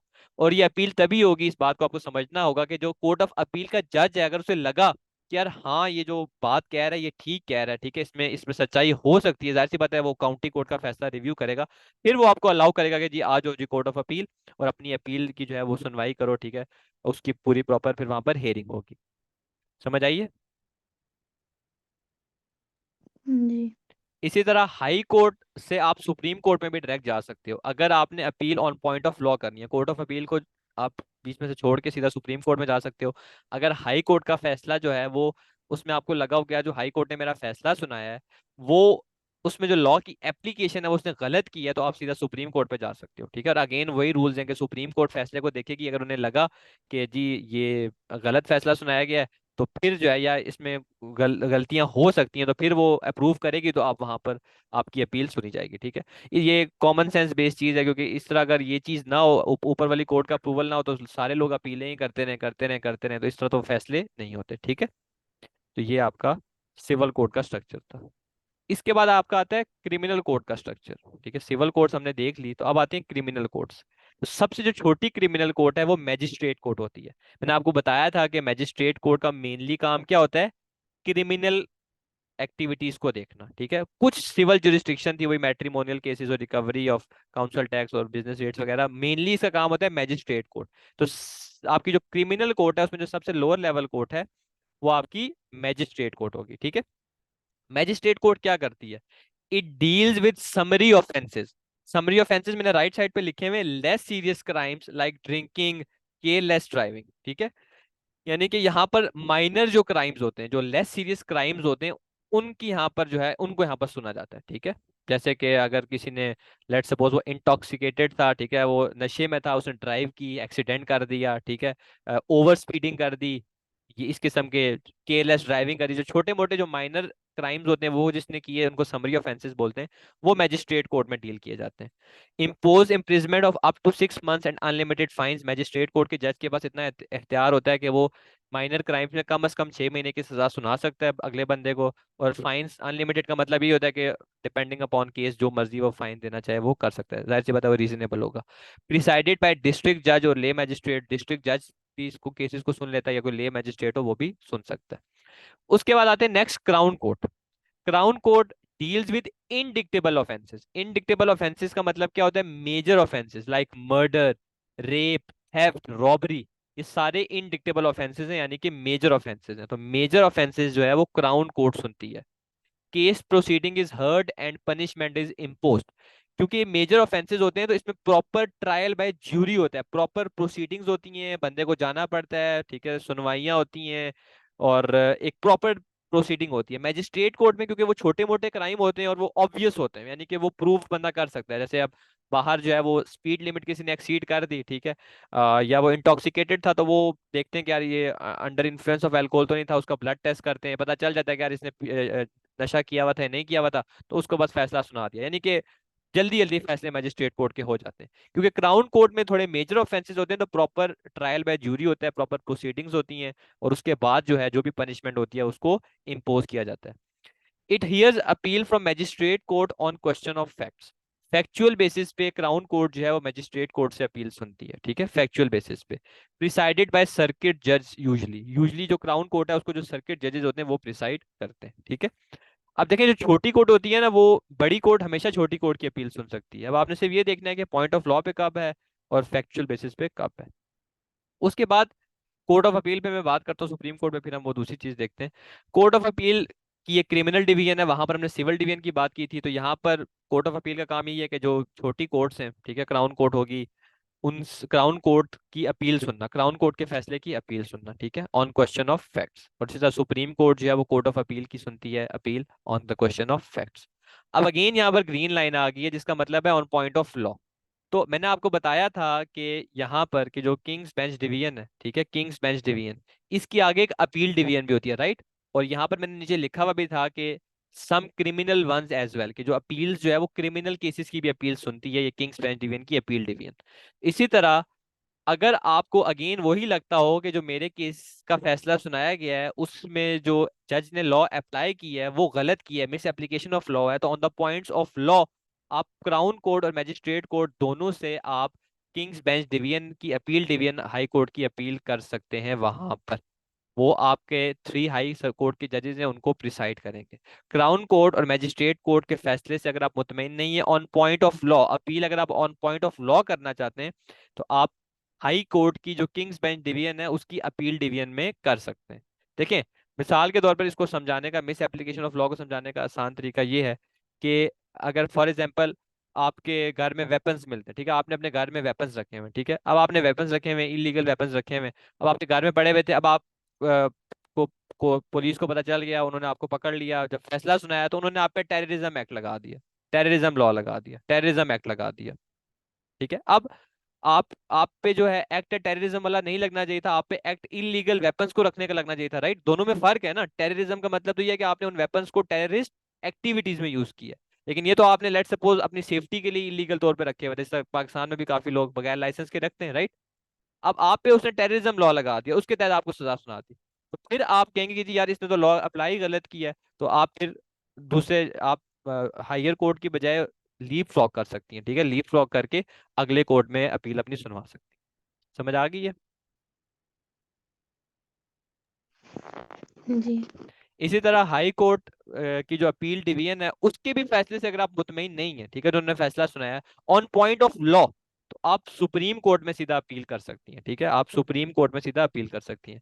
पॉइंट ऑफ लॉ केसेस की सिग्निफिकेंस आपके लिए समझना जरूरी है कि जाहिर सी बात है ये ऐसे केसेस होते हैं जो कि सेंसिटिव केसेस होते हैं, ठीक है, जो कि इंपॉर्टेंट केसेस होते हैं। तो जहाँ लॉ देखिए इतने ज्यादा लॉज होते हैं, अब हर लॉ को किस पोजीशन में किस तरह अप्लाई करना है उसमें भी जजेस से मिस्टेक होती हैं, और क्योंकि क्रिमिनल केसेस के जो रिजल्ट्स हैं वो वैसे भी एक बड़े इम्पैक्टफुल रिजल्ट्स होते हैं, अगले बंदे की पूरी जिंदगी उन पर डिपेंडेंट होती है, तो अगर लॉ की मिस एप्लीकेशन का अगर किसी को डाउट हो तो फिर वहां पर केसेस काफी काफी टाइम ले लेते हैं, ठीक है, ये आपने समझना है। अब लास्ट में यहाँ पर मैंने लिखा हुआ है tribal either way offences, and पे समरी के बाद इंडिक्टेबल के बाद ट्रायबल ईदर वे, वो वहाँ अब वो क्या होते हैं, offences like theft drugs violences can be tried either by magistrate court और crown court. Triable either way वाले वो ऑफेंसेस होते हैं, वो क्राइम्स होते हैं जो कि मैजिस्ट्रेट कोर्ट में भी जा सकते हैं और क्राउन कोर्ट में भी जा सकते हैं, ट्रायबल ईदर वे यानी कि कहीं पर भी जा सकते हैं। अब ये कौन डिसाइड करेगा, ये मैजिस्ट्रेट कोर्ट वाला डिसाइड करेगा। अगर उसके पास एक वायलेंस का केस आता है और वायलेंस जो है वो इतनी ज्यादा नहीं थी, ठीक है, इनसिग्निफिकेंट वायलेंस थी या लेस सीरियस थी, तो वो खुद फैसला सुना देगा। लेकिन अगर उसको लगा कि यार ये वायलेंस ज्यादा है, तो वो कहेगा जी यार मैं तो ये फैसला नहीं सुनूंगा, इसके लिए प्रॉपर प्रोसीडिंग्स होनी चाहिए, ट्रायल बाय ज्यूरी होना चाहिए, तो ये क्राउन कोर्ट में जाएगा। तो ऐसे ऑफेंसेस मैजिस्ट्रेट कोर्ट का जज डिसाइड करेगा कि वो क्राउन कोर्ट में जाएगा या नहीं। तो ये ऑफेंसेस क्राउन कोर्ट में भी सुने जा सकते हैं और मैजिस्ट्रेट कोर्ट में भी सुने जा सकते हैं। क्लियर। जी। इसके अलावा कुछ और कोर्ट्स हैं, European court of human rights, ठीक है, final appeal court regarding matter related to human rights. अभी हम ह्यूमन राइट्स लॉ भी ह्यूमन राइट्स एक्ट की आगे बात करेंगे, लास्ट टॉपिक है। तो यहाँ पर आपने याद रखना है कि ये जो European court of human rights है ये ह्यूमन राइट्स मैटर में जो है ना सबसे सुप्रीम कोर्ट है, सबसे सुपीरियर कोर्ट है, ठीक है। पहले ये होता था कि जब यूरोपियन यूनियन का पार्ट था तो यूरोपियन कोर्ट ऑफ जस्टिस जो थी ना वो सबसे सुपीरियर थी, यानी कि यूके का सुप्रीम कोर्ट के फैसले को भी वो चैलेंज कर सकती थी, वो ओवरटर्न हो सकता था उधर जाकर, ठीक है। लेकिन अब क्योंकि वो ब्रेग्जिट हो गया तो वो उन्होंने वो खत्म कर दी। लेकिन ह्यूमन राइट्स मैटर जो है, ह्यूमन राइट्स मैटर यही है कि हर इंसान को रहने का, रिलीजन को एक्सप्रेस करने का, आज़ादी का जो है, अपने फ्रीडम ऑफ एक्सप्रेशन, ये सारा जो है उसको उसके पास उसके बेसिक राइट्स हैं। उनके हवाले से अगर कोई ऐसा इंपॉर्टेंट मैटर है तो सुप्रीम कोर्ट के फैसले को भी आप जो है ह्यूमन राइट्स मैटर अगर कोई है तो आप उसको चैलेंज कर सकते हैं European court of human rights में। लेकिन cases must have been exhausted in supreme court first. Supreme court के जजेस ने वो पहले फैसला सुनाया हो, सुप्रीम कोर्ट के जजेस ने वहां पर प्रोसीडिंग्स हो गई हो प्रॉपर, फिर जाके अपील होती है। यानी कि डायरेक्ट आप European court of human rights में नहीं जाओगे, मतलब सुप्रीम कोर्ट ने फैसला सुनाया हो उसके बाद आप वहां पर जाओगे। एक और पॉइंट आपको यहाँ पर समझना चाहिए कि जो case European court of human rights में जाएगा वो बहुत ही सिग्निफिकेंट केस होगा, पब्लिक में वो आम होगा, ट्रेंडिंग केस होगा जिसको सुनना बहुत जरूरी हो जाता है ड्यू टू द पब्लिक आपको पता है प्रोटेस्ट करती है डिफरेंट ह्यूमन राइट्स इशू पे, जैसे हिजाब बैन के हवाले से जब मसले मसाइल होते हैं। ऐसे जो मैटर्स होते हैं वो वही जाते हैं, जो बड़े लेवल पे वही मैटर्स जाते हैं जो पब्लिक जो है, जिनके पब्लिक जिन मैटर्स की बैक पे होती है कि यार इनको सॉल्व करना है। लार्ज पब्लिक जब प्रोटेस्ट करती है, गैदर होती है, यानी कि सिग्निफिकेंट केसेस ये होते हैं, ये वहां पर जाते हैं, ठीक है। इसके बाद एक और कोर्ट है judicial committee of privy council. अब यूके जो है वो कॉमनवेल्थ, जो यूके कंट्रीज हैं जैसे मुख्तलिफ कंट्रीज हैं, ऑस्ट्रेलिया हो गया, ये वेस्ट इंडीज में जो है आपके कुछ हैं, ये आइलैंड्स वगैरह हैं, ये यूरोपियन, ये कॉमनवेल्थ कंट्रीज में आते हैं, यूके के एफिलिएशन में आते हैं। अफ्रीकन कंट्रीज कितने हैं, ये गैम्बिया हो गया, ये इनको कॉमनवेल्थ कंट्रीज कहते हैं। आप गूगल पे सर्च करेंगे आपको मिल जाएंगे काफी सारे, 10-12। ये यूके की क्राउन डिपेंडेंसीज हैं, ठीक है। पहले जब यूके का कंट्रोल होता था वर्ल्ड में तो ये उनके अंडर आते थे, ठीक है। तो इनको हम कॉमनवेल्थ कंट्रीज कहते हैं, जो आज भी जो क्राउन है ना, यानी कि जिस तरह आप यूके में आपको पता है किंग और क्वीन सिस्टम होता है, तो जो मोनार्क होता है ना वो वाले कंट्रीज वाले लोग भी जो है ना उसको अपना ही हेड समझते हैं। हेड इन द सेंस कि जस्ट एक रिचुअल जो है, एक ट्रेडिशन, एक कस्टम को फॉलो करते हैं, ठीक है। तो ये कॉमनवेल्थ कंट्रीज होते हैं, यूके की overseas territories basically. Commonwealth countries में अगर कोई लेट सपोज कोई सिविल और क्रिमिनल केस है जिसकी आपने अपील करनी है, ठीक है, कॉमनवेल्थ कंट्री है, लेट सपोज ऑस्ट्रेलिया का कोई केस है या कोई आपका गैम्बिया का किसी अफ्रीकन कंट्री जो कि यूके की ओवरसीज टेरिटरी है उसका कोई केस है, तो वो आप यहाँ पर चैलेंज कर सकते हो, ठीक है, चाहे सिविल है या चाहे क्रिमिनल है। और इसकी प्रोसीडिंग्स जो है वो यूके की सुप्रीम कोर्ट में होती है, ठीक है। Proceedings takes place in supreme court of UK. UK की सुप्रीम कोर्ट में जो है इसकी प्रोसीडिंग्स होंगी। यानी कि कोई सेपरेट नहीं है इदारा, मतलब यूके की सुप्रीम कोर्ट में ही ये कमेटी बनी होती है, judicial committee of privy council, और वहां पर जो है ना वो अपील जो है वो सुनेंगे, ठीक है। उसके बाद आते हैं ट्रिब्यूनल्स। ट्रिब्यूनल्स क्या होते हैं? Alternative to using court system to settle disputes.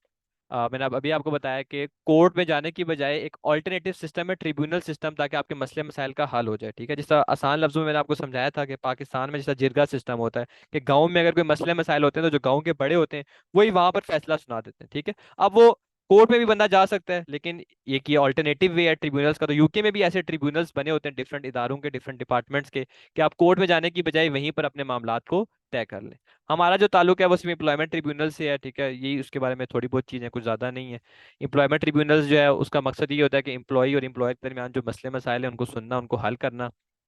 Tribunal में जो है एक जज होगा, दो एक्सपर्ट ले पीपल होंगे। ले पीपल का मतलब होता है जो आम आदमी होंगे, आम आदमी से मुराद जाहिर सी बात है जो उस ऑर्गेनाइजेशन के पार्ट होंगे या जिनका एम्प्लॉयमेंट लॉ में थोड़ा ग्रिप होगी, ठीक है, वो होंगे जो दोनों साइड्स को रिप्रेजेंट कर रहे होंगे। जाहिर सी बात है आर्ग्यूमेंट्स वगैरह होंगी तो वो एक न्यूट्रल पर्सपेक्टिव दे रहे होंगे। बाकी अगर आप एम्प्लॉयमेंट ट्रिब्यूनल से भी फैसले से खुश नहीं है तो आप एम्प्लॉयमेंट अपील ट्रिब्यूनल जो है, जो एम्प्लॉयमेंट ट्रिब्यूनल की डिसीजन है वो आप अपील कर सकते हो एम्प्लॉयमेंट अपील ट्रिब्यूनल में, on point of law. On point of law जो है वो आप कर सकते हो, और वो केसेस कहाँ पर सुने जाएंगे? आपकी कोर्ट ऑफ अपील में, जो मैंने आपको बताया था, ठीक है। अब क्या डिफरेंसेस है कोर्ट और ट्रिब्यूनल के? एक्सपर्टीज। कोर्ट में स्पेशलिस्ट बंदा केसेस को नहीं सुन रहा होता, जो जज होता है वो स्पेशलिस्ट नहीं होता, ठीक है। जज कभी भी स्पेशलिस्ट नहीं होता। एक जज बैठा हुआ है, कोई क्रिमिनल मैटर आ जाएगा या कोई सिविल मैटर आ जाएगा, ठीक है, या किसी कोई एम्प्लॉयमेंट रिलेटेड मैटर आ जाता है फॉर एग्जांपल। अब एम्प्लॉयमेंट का तो अपना लॉ है, ठीक है, वो पूरा प्रॉपर लॉ है, जज को तो उस हवाले से इतनी एक्सपर्टीज नहीं होंगी। जबकि ट्रिब्यूनल में स्पेशलिस्ट बंदा जो है वो केसेस सुन रहा होता है। अगर एम्प्लॉयमेंट ट्रिब्यूनल में आप जाते हो तो जो अगला बंदा है वो एम्प्लॉयमेंट लॉ का एक्सपर्ट होगा, वो सुन रहा होगा। जज जो है वो एक्सपर्टीज उसके पास जरूरी है कि जरूरी नहीं है कि होंगी, ठीक है। स्पीड, कोर्ट जो है वो स्लोअर प्रोसेस है। पाकिस्तानियों से अच्छा कौन समझ सकता है कि सबसे स्लोएस्ट प्रोसेस जो है वो कोर्ट का ही होता है। लोग मर जाते हैं, उसके बाद उनके फैसले सुनाए जाते हैं। आजकल जिस तरह अभी चल रहा है यहाँ पर हमारे जो है काजी फायज ईसा साहब हैं, वो भुट्टो साहब जिनको फांसी हुई थी, उनका केस आज सुन रहे हैं। ये पाकिस्तान में जिस तरह होता है स्लोअर प्रोसेस होता है, सब कॉन्टिनेंट में एज अ होल ऐसा ही है कि court is a slower process. Tribunal quicker process होता है, जल्दी जल्दी मसले मसाइल हल हो जाते हैं। जो कॉस्ट है एक्सपेंसिव होती है, कोर्ट जाहिर सी बात है लॉयर्स को हायर करना एक एक्सपेंसिव प्रोसीजर है, ट्रिब्यूनल एक चीपर प्रोसीजर है। प्रोसीडिंग्स, कोर्ट की एक स्ट्रिक्ट प्रोसीडिंग्स होती हैं, स्ट्रिक्ट रूल्स रेगुलेशंस होते हैं, हेयरिंग पे जाना होता है, टाइमली जाना होता है, एविडेंस इसको पेश करना होता है, बार बार पेशी होती है, तो एक प्रॉपर वे होता है। जबकि ट्रिब्यूनल जो है वो लेस फॉर्मल होते हैं और इतने ज्यादा इंटिमिडेटिंग भी नहीं होते। डिसीजन, जो कोर्ट फैसले सुनाती है वो डॉक्ट्राइन ऑफ जुडिशियल प्रेसिडेंट को के हिसाब से सुनाती है, अभी हम उस पर भी बात करेंगे। कोर्ट जो फैसले सुनाती है वो डॉक्ट्राइन ऑफ जुडिशियल प्रेसिडेंट के बेस पे सुनाती है। डॉक्ट्राइन ऑफ जुडिशियल प्रेसिडेंट का मतलब ये है, जुडिशियल प्रेसिडेंट का मतलब होता है जो पिछले जजेस ने फैसले सुनाए। तो अगर कोई ऐसा केस आता है आपके पास, जिस तरह का केस ऑलरेडी 2 साल पहले 3 साल पहले एक जज ने सुना हो और उसका फैसला दे दिया हो, तो आप वो पिछले जज के डिसीजन की हेल्प से ये फैसला भी सुना सकते हैं। वही, क्योंकि केस की नेचर सेम थी, तो वो आप वही फैसला आपने उठा के इस सिचुएशन में भी सुना दिया, तो इसको कहते हैं कि आप डॉक्ट्राइन ऑफ जुडिशियल प्रेसिडेंट से बाउंड हैं। तो अगर आप जो प्रीवियस डिसीजन मेकिंग ऑफ जजेस को देखते हो, तो जाहिर सी बात है अगर सिमिलर केसेस होते हैं तो जो फैसले जो हैं जिस तरह के पिछले थे वैसे ही होंगे, तो डिसीजन मेकिंग क्या होगी, कंसिस्टेंट होगी, एक जैसी होगी। कंसिस्टेंट का मतलब है, जबकि आपका जो आपका ट्रिब्यूनल है, ट्रिब्यूनल में इनकंसिस्टेंट डिसीजन मेकिंग होगी, हर जो केस है उसकी नेचर डिफरेंट होगी, तो फैसले जो है क्योंकि वो केस की बेस पे सुने जाएंगे सुनाए जाएंगे, तो फैसले भी जो है वो डिफरेंट होंगे। अच्छा जी, अगला टॉपिक है आपका सोर्सेज ऑफ लॉ। लॉ बना कहाँ से, लॉ आया कहाँ से, यूके का किस तरह बना गया, ठीक है, अब उसके बारे में हम बात करते हैं जी। तो law which applies in England and Wales is mainly derive from following. जो लॉ इंग्लैंड और वेल में चलता है वो इन जगहों से आया है, ठीक है, उनकी सोर्सेज ये हैं। पहला है केस लॉ, सोर्सेज है, और एक है लेजिस्लेशन। लेजिस्लेशन जो आपको सबको पता होगा, कानून साजी, आजकल पूरी दुनिया में मॉडर्न सोर्स ऑफ लॉ यही है, लेजिस्लेशन, कानून साजी करना। केस लॉ जो है वो ट्रेडिशनल सोर्स ऑफ लॉ है, ठीक है। जो यूके के लॉज हैं वो जगहों से आए दो जगहों से आए, केस लॉ से आए और लेजिस्लेशन से आए। जब यूके यूरोपियन यूनियन का पार्ट था, तो जो यूरोपियन यूनियन का लॉ था वहां से भी जो है एक सोर्स बन गया था कि जी यूरोपियन यूनियन के जो कानून है वो भी यूके पे लागू होते थे। लेकिन अब क्योंकि यूके यूरोपियन यूनियन का पार्ट नहीं रहा ब्रेक्सिट के बाद, तो उन्होंने फिर वो चीजें खत्म कर दी। हाँ, लेकिन कुछ ऐसी चीजें हैं जो कि यूरोपियन यूनियन की थी, जो कि अभी भी यूके अप्लाई कर रहा है, तो वो रिटेन्ड ईयू लॉ के नाम से यूज कर रहे हैं उनको, ठीक है, कि जो यूरोपियन यूनियन लॉ थे कुछ हमने रिटेन कर लिए, तो उसको एज अ सोर्स वो कंसिडर करते हैं। लेकिन अब यूरोपियन यूनियन का जो कंप्लीट लॉ है वो यूके पे एप्लीकेबल नहीं होता। यूके के लॉ के मेनली दो सोर्सेज हैं, एक है केस लॉ, एक है लेजिस्लेशन। केस लॉ जो है वो ट्रेडिशनल सोर्स है, ठीक है, यानी कि पुराना सोर्स है, और लेजिस्लेशन मॉडर्न सोर्स है। अब क्या है केस लॉ और क्या है लेजिस्लेशन, उस पर हम करते हैं बात। केस लॉ मैंने आपको बताया ट्रेडिशनल सोर्स है। अब यूके में ये होता था कि आज से 1000 साल पहले कॉमन लॉ सिस्टम चलता था। नॉर्मन कॉन्केस्ट, जो नॉर्मन की कॉन्केस्ट थी उस वक्त जो है यूके में कॉमन लॉ सिस्टम चलता था, ठीक है। केस लॉ में आगे दो चीजें आती हैं, कॉमन लॉ और इक्विटी। तो मैं पहले आपको कॉमन लॉ बता रहा हूँ और इक्विटी बता रहा हूँ। केस लॉ का मतलब है पुराना सोर्स ऑफ यूके लॉ, उसमें आगे कॉमन लॉ और इक्विटी आता है। अब कैसे ये कानून बनते थे मैं आपको वो समझाता हूँ। कॉमन लॉ सिस्टम जो है यूके का, ठीक है, सबसे ट्रेडिशनल सोर्स है, उसमें कॉमन लॉ होता है। कॉमन लॉ क्या था, कॉमन लॉ जो है वो लोकल कस्टम से डेवलप किया गया लॉ था। देखिए मैं आपको समझाता हूँ। अब जैसे अब मिसाल के तौर पर जो इस्लामिक कंट्रीज होते हैं जहाँ पर शरिया लॉ लगता है, अब शरिया लॉ कहाँ से डिराइव हुआ, शरिया से हुआ, राइट, कुरान से हुआ, हदीस से हुआ। इसी तरह यूके में जो आपका जो लॉ चलता था आज से बहुत हजारों साल पहले, वो लोकल जो कस्टम्स होते थे उस वक्त के, उसके हिसाब से लॉ बना होता था, ठीक है, कानून उसके हिसाब से लोगों ने रूल सेट किए होते थे, तो वहां से जो है वो रूल्स इस्टेब्लिश होते थे, ठीक है। अब उसमें ऐसा होता था कि जजेस जो होते थे, जो किंग होता था यूके का, वो क्या करता था कि जी मसले मसाइल होते थे मुख्तलिफ जगहों पे, तो जजेस पूरे यूके में जो है वो ट्रैवल करते थे, हर जगह के जो मसले मसाइल होते थे उनको सुनते थे, और मसले मसाइलों को सुन के फिर वो एक कानून बना देते थे, ठीक है। मतलब डिफरेंट जगह पे मसले मसाइल हुए, डिस्प्यूट्स हुए, वो गए, जजेस गए, क्योंकि जाहिर सी बात है वो खुद जजेस को सफर करना पड़ता था तब, बड़ा मुश्किल काम होता था सफर करना। तो जो केसेस होते थे मुख्तलिफ एरियाज के, जजेस जाते थे, पूरी कंट्रीज में ट्रैवल करते थे, ट्रैवल करके मुख्तलिफ डिस्प्यूट सुने, ठीक है, और उसके बाद वो हर डिस्प्यूट का फैसला सुनाते थे, और उस फैसले की बुनियाद पर वो आगे रूल्स जो है वो बना देते थे, ठीक है। तो कॉमन लॉ कैसे बना? लोकल कस्टम से एक, और जो जजेस के डिसीजन थे उनसे जो है उन्होंने वो रूल्स बनाना, लॉ बनाना शुरू कर दिया। Introduce the system of president. Precedent का मतलब होता है प्रीवियस डिसीजन मेकिंग, मैंने अभी आपको बताया। प्रेसिडेंट, कॉमन लॉ ने प्रेसिडेंट सिस्टम को इंट्रोड्यूस करवाया कि अगर दो केसेस के दो केसेस एक दूसरे से मैच करते हैं, दो केसेस एक दूसरे से मैच करते हैं, तो आप जो पिछले केस का फैसला है वो इस अपकमिंग केस पे भी अप्लाई कर सकते हो। इसको आप कहते हो सिस्टम ऑफ प्रेसिडेंट। ये भी अभी हम बाद में, अभी इसके फौरन बाद बात करेंगे कि हर सूरत में कर सकते हैं या कब कब हमने करना है, वो भी हम बात करेंगे। लेकिन कॉमन लॉ ने प्रेसिडेंट सिस्टम को लाया, ठीक है। ओनली रेमेडी इज डैमेजेस, बड़ी इंपॉर्टेंट बात है समझने की, कि कॉमन लॉ में जो रेमेडी थी, रेमेडी का मतलब होता है सोल्यूशन। सोल्यूशन, जब आप बुक रीडिंग कर रही होंगी तो ये लीगल टर्म्स यूज होंगी, आपको इन सब का मतलब पता होना चाहिए। रेमेडी का मतलब होता है सोल्यूशन। कॉमन लॉ के तहत हर चीज का हल क्या था? Financial compensation. कॉमन लॉ के तहत हर चीज का हल जो है वो फाइनेंशियल कंपनसेशन था। Rigid and inflexible, rigid and inflexible का मतलब ये था कि कॉमन लॉ समटाइम्स हार्श था। देखिए ये आपको समझना होगा कि हार्श इस तरह था कि लेट सपोज एक जज ने आज से 1000 साल पहले एक फैसला सुनाया, क्या पता किस कॉन्टेक्स्ट में उसने फैसला सुनाया हो, राइट? क्या पता जो जज था वो मिला हुआ था, जो पार्टी जिसने विक्टिमाइज किया था दूसरी पार्टी को, क्या पता जज के उससे कोई ताल्लुकात है, मिला हुआ था जज को, उसने कोई ग्रीड दी हुई थी, हमें तो नहीं पता ना। और उस वक्त का कॉन्टेक्स्ट डिफरेंट था, उस कॉन्टेक्स्ट में उसने फैसला सुनाया होगा। उस फैसले को अब अगले कॉन्टेक्स्ट पे अगली जगह पे भी लगा रहे हैं प्रेसिडेंट सिस्टम के तहत, कि जी वो पिछला जो फैसला था उसी की बेस पे अगला भी सुनाना है। तो देखे ना, हार्श तो है इसमें।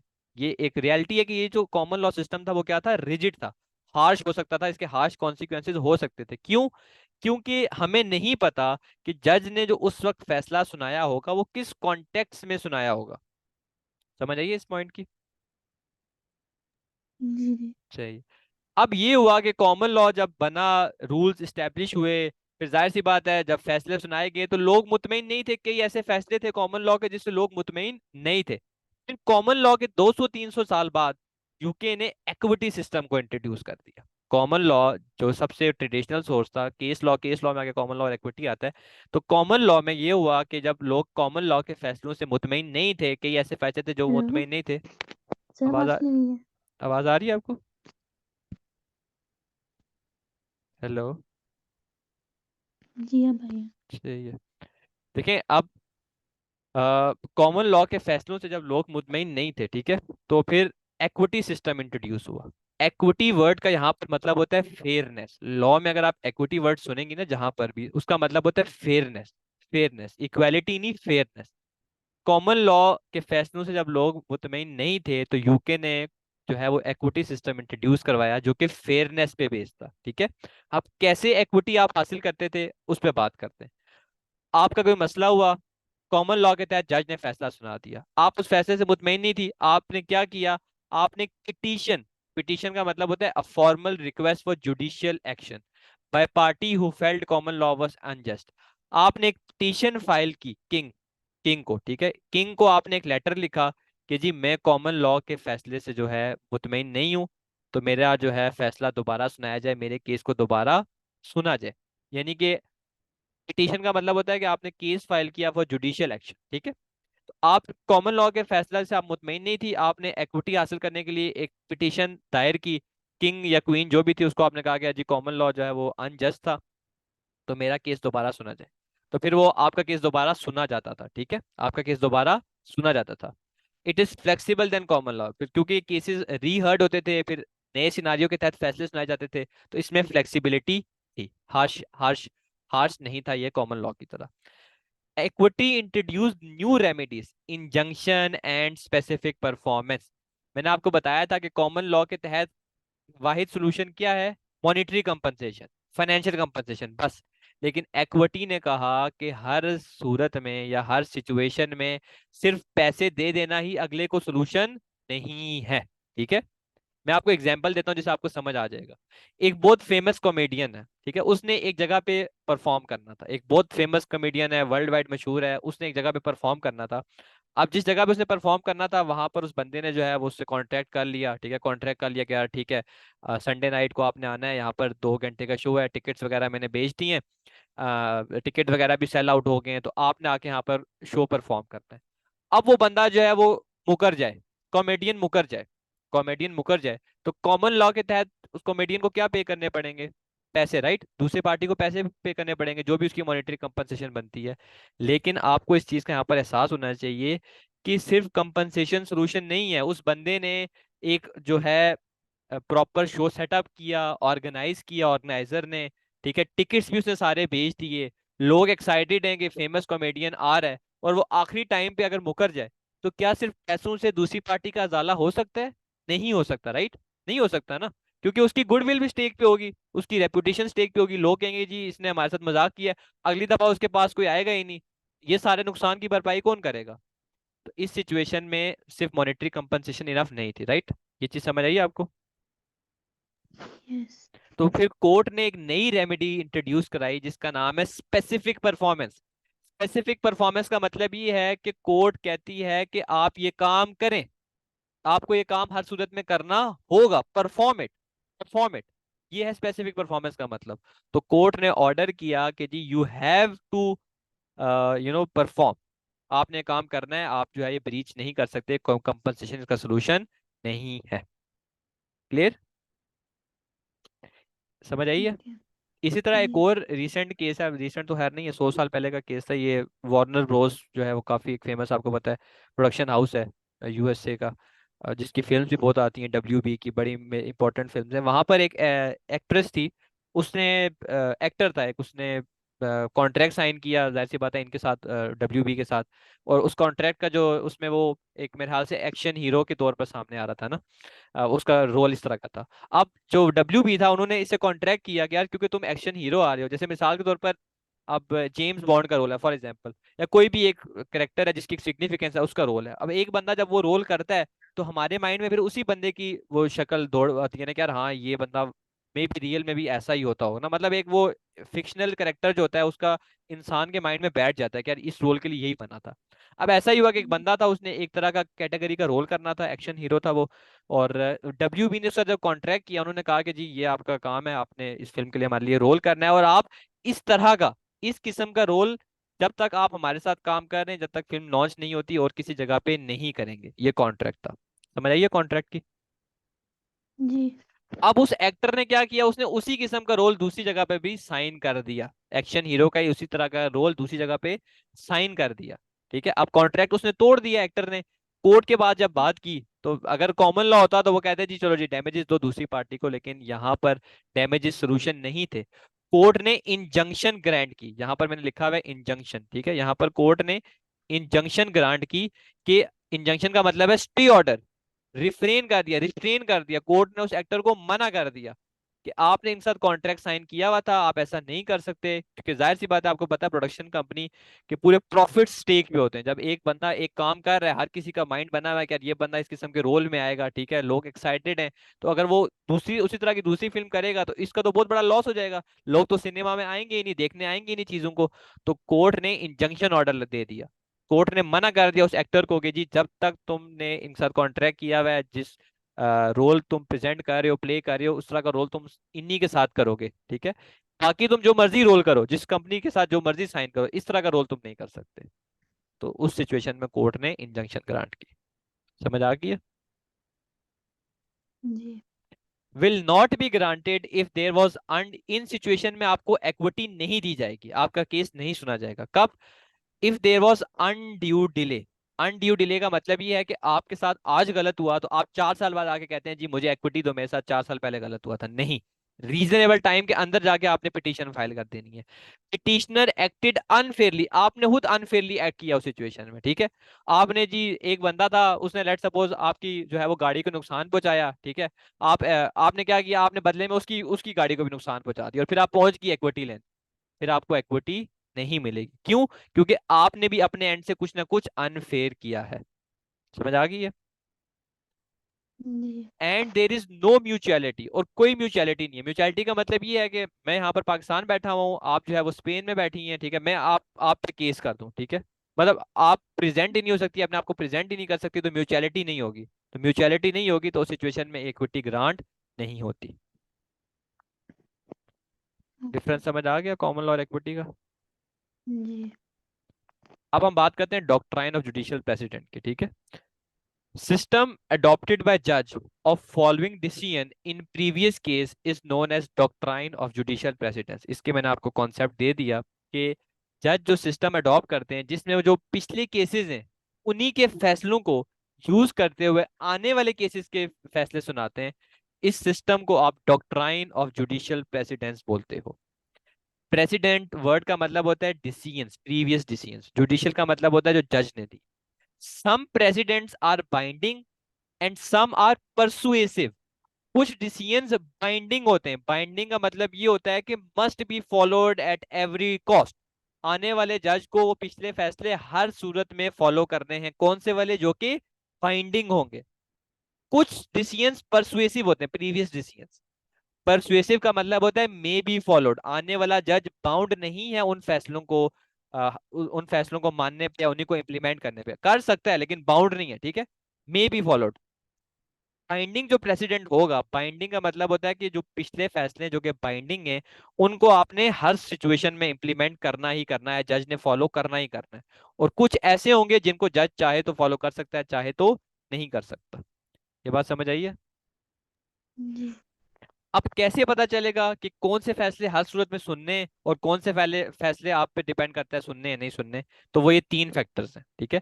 तीन फैक्टर्स को आपने कंसीडर करना है इस चीज का फैसला करते हुए कि क्या फैसले, प्रीवियस डिसीजंस जो जज के हैं उनको आगे हमने इंप्लीमेंट करना है या नहीं करना, क्या वो बाइंडिंग है या नहीं है, या वो परसुएसिव है। पहला है hierarchy of courts.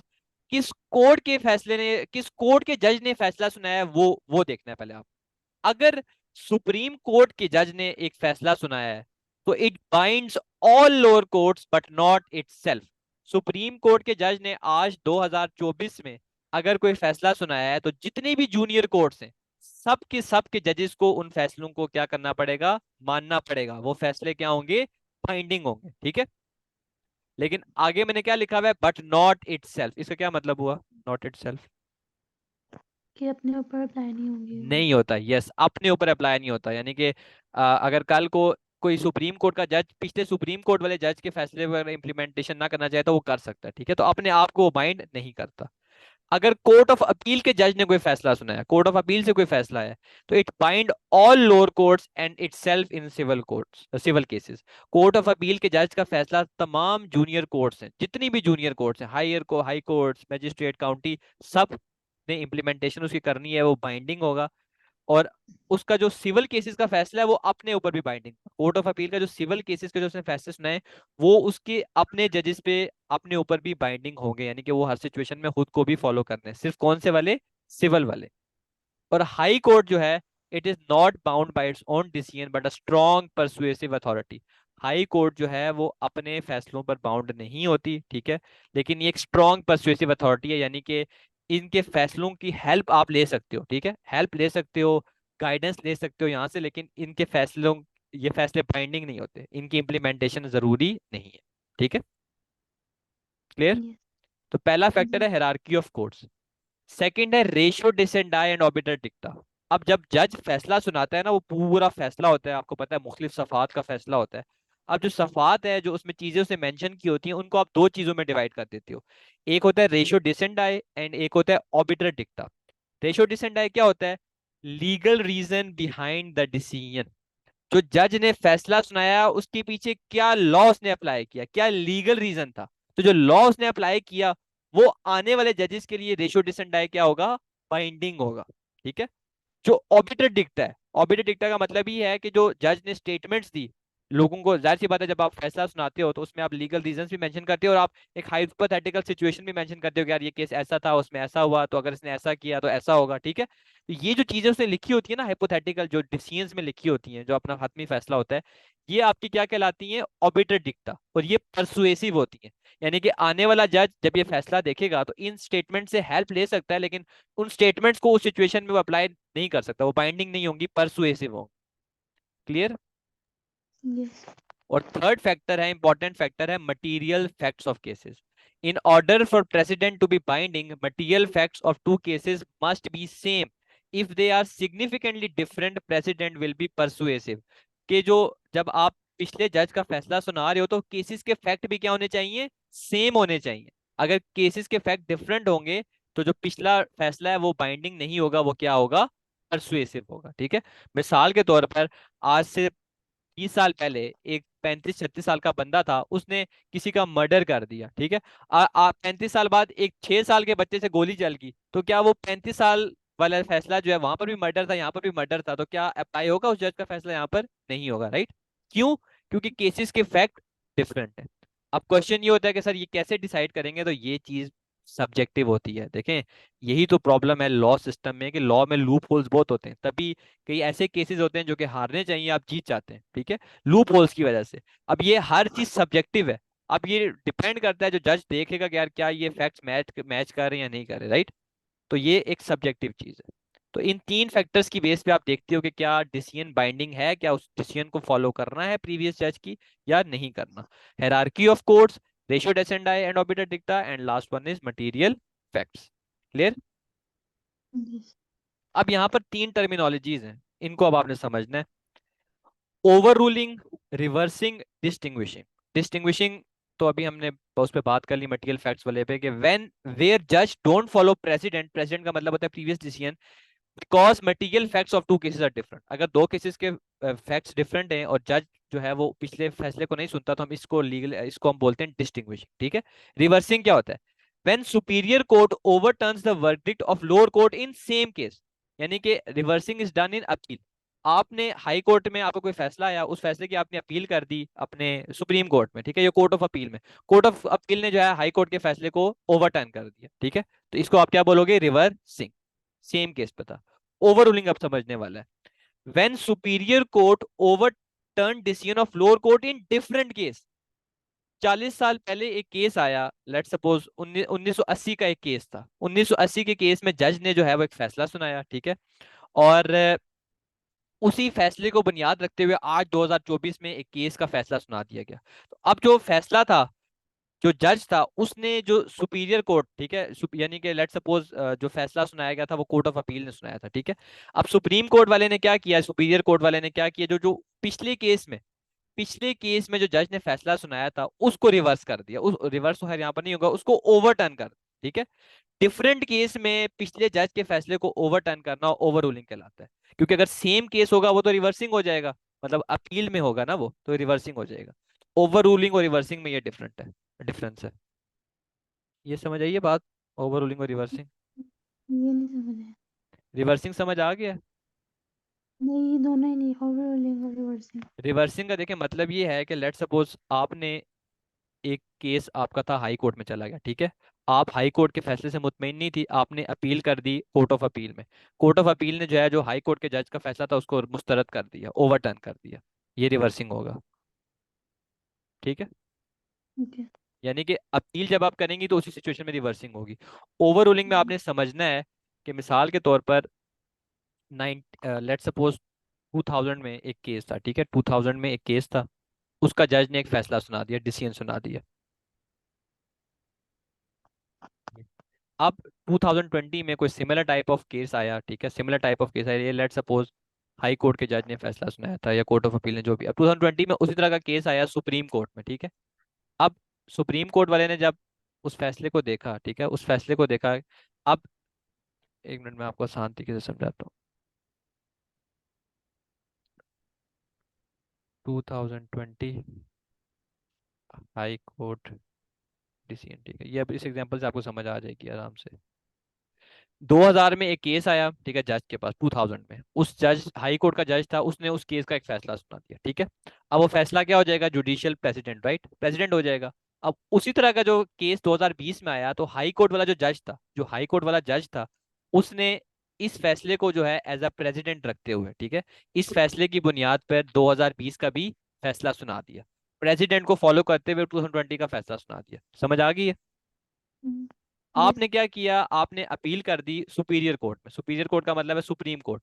Supreme court ने कहा कि भाई जो ये जो फैसला सुनाया गया था 2000 में, 2000 में, आज से 24 साल पहले, ये जो फैसला था ये गलत था, उसको मुस्तरद कर दिया सुप्रीम कोर्ट ने। तो ये क्या कहलाएगा, ओवर रूलिंग कहलाएगा। ओके। समझ आ गई है? जी।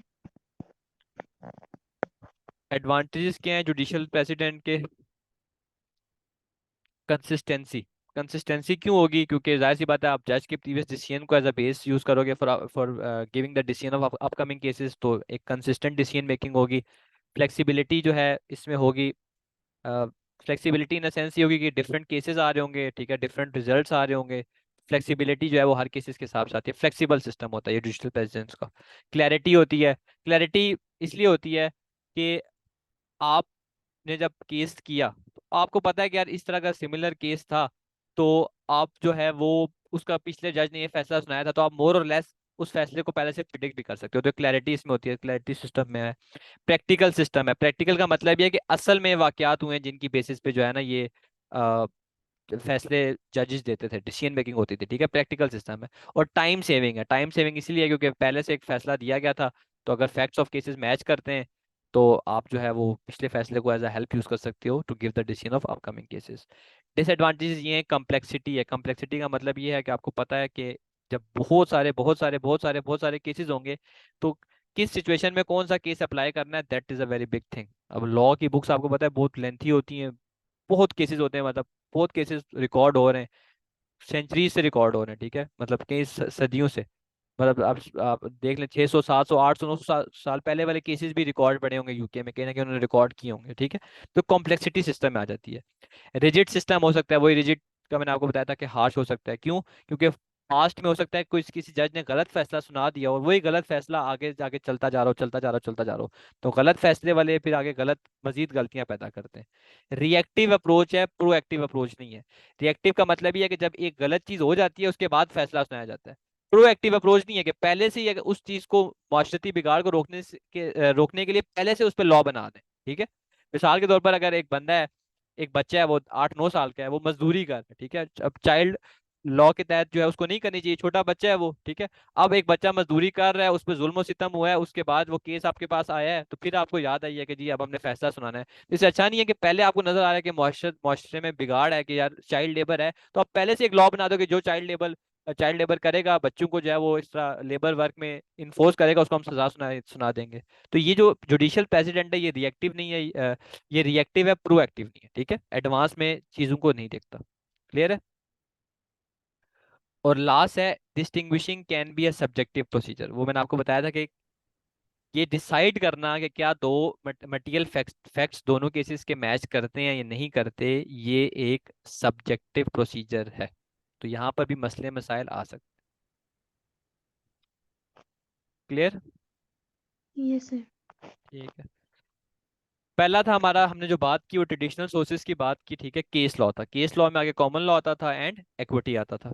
अब हम अगली जो बात करेंगे, equity prevails over common law, ठीक है, ये बात आपने याद रखनी है। Equity prevails over common law.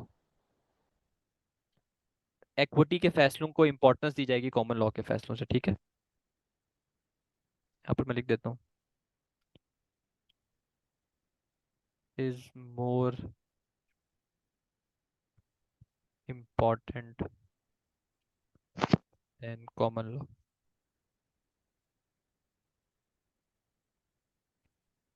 ये तो हमारा था ट्रेडिशनल सोर्स। अब हम चलते हैं मॉडर्न सोर्स पे, जो कि है हमारा लेजिस्लेशन। लेजिस्लेशन का आसान मतलब होता है कानून साजी, ठीक है। Legislation is a law made by parliament. Parliament जो कानून बनाती है उसको आप लेजिस्लेशन बोलते हैं। It is also known as statute और एक्ट। स्टैट्यू भी इसको बोलते हैं और एक्ट भी बोलते हैं। एक्ट बेसिकली ये होता है कि जब एक टॉपिक से रिलेटेड डिफरेंट लॉज गैदर होते हैं तो हम उसको एक्ट बोलते हैं।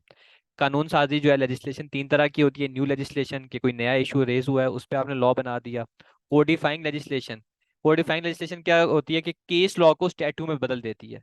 केस लॉ भी हमने पढ़ा कि मतलब कोई जज ने कोई फैसला सुनाया था और आपको लगे कि यार ये जो फैसला इसने सुनाया था इसको प्रॉपर कानून बनना चाहिए, ठीक है, ये एक लॉ होना चाहिए, तो आपने क्या किया, आपने पार्लियामेंट में ये प्रेजेंट कर दिया कि यार ये जो केस लॉ का डिसीजन था, जो जज का डिसीजन था, इसको लॉ स्टैट्यू बनना चाहिए, तो वो उसको आप लॉ में कन्वर्ट कर दोगे, तो इसको कहते हैं हम कोडिफाइंग लेजिस्लेशन, ठीक है। लेजिस्लेशन और केस लॉ डिफरेंट है। कंसोलिडेटेड लेजिस्लेशन का मतलब ये है कि it merges small statute relating to same matter into single legislation. Employment के आपने 15-20 लॉ बनाए, अब उस सब को आपने इकट्ठे कर दिया एक बुक में, उसका नाम आपने रख दिया एम्प्लॉयमेंट एक्ट।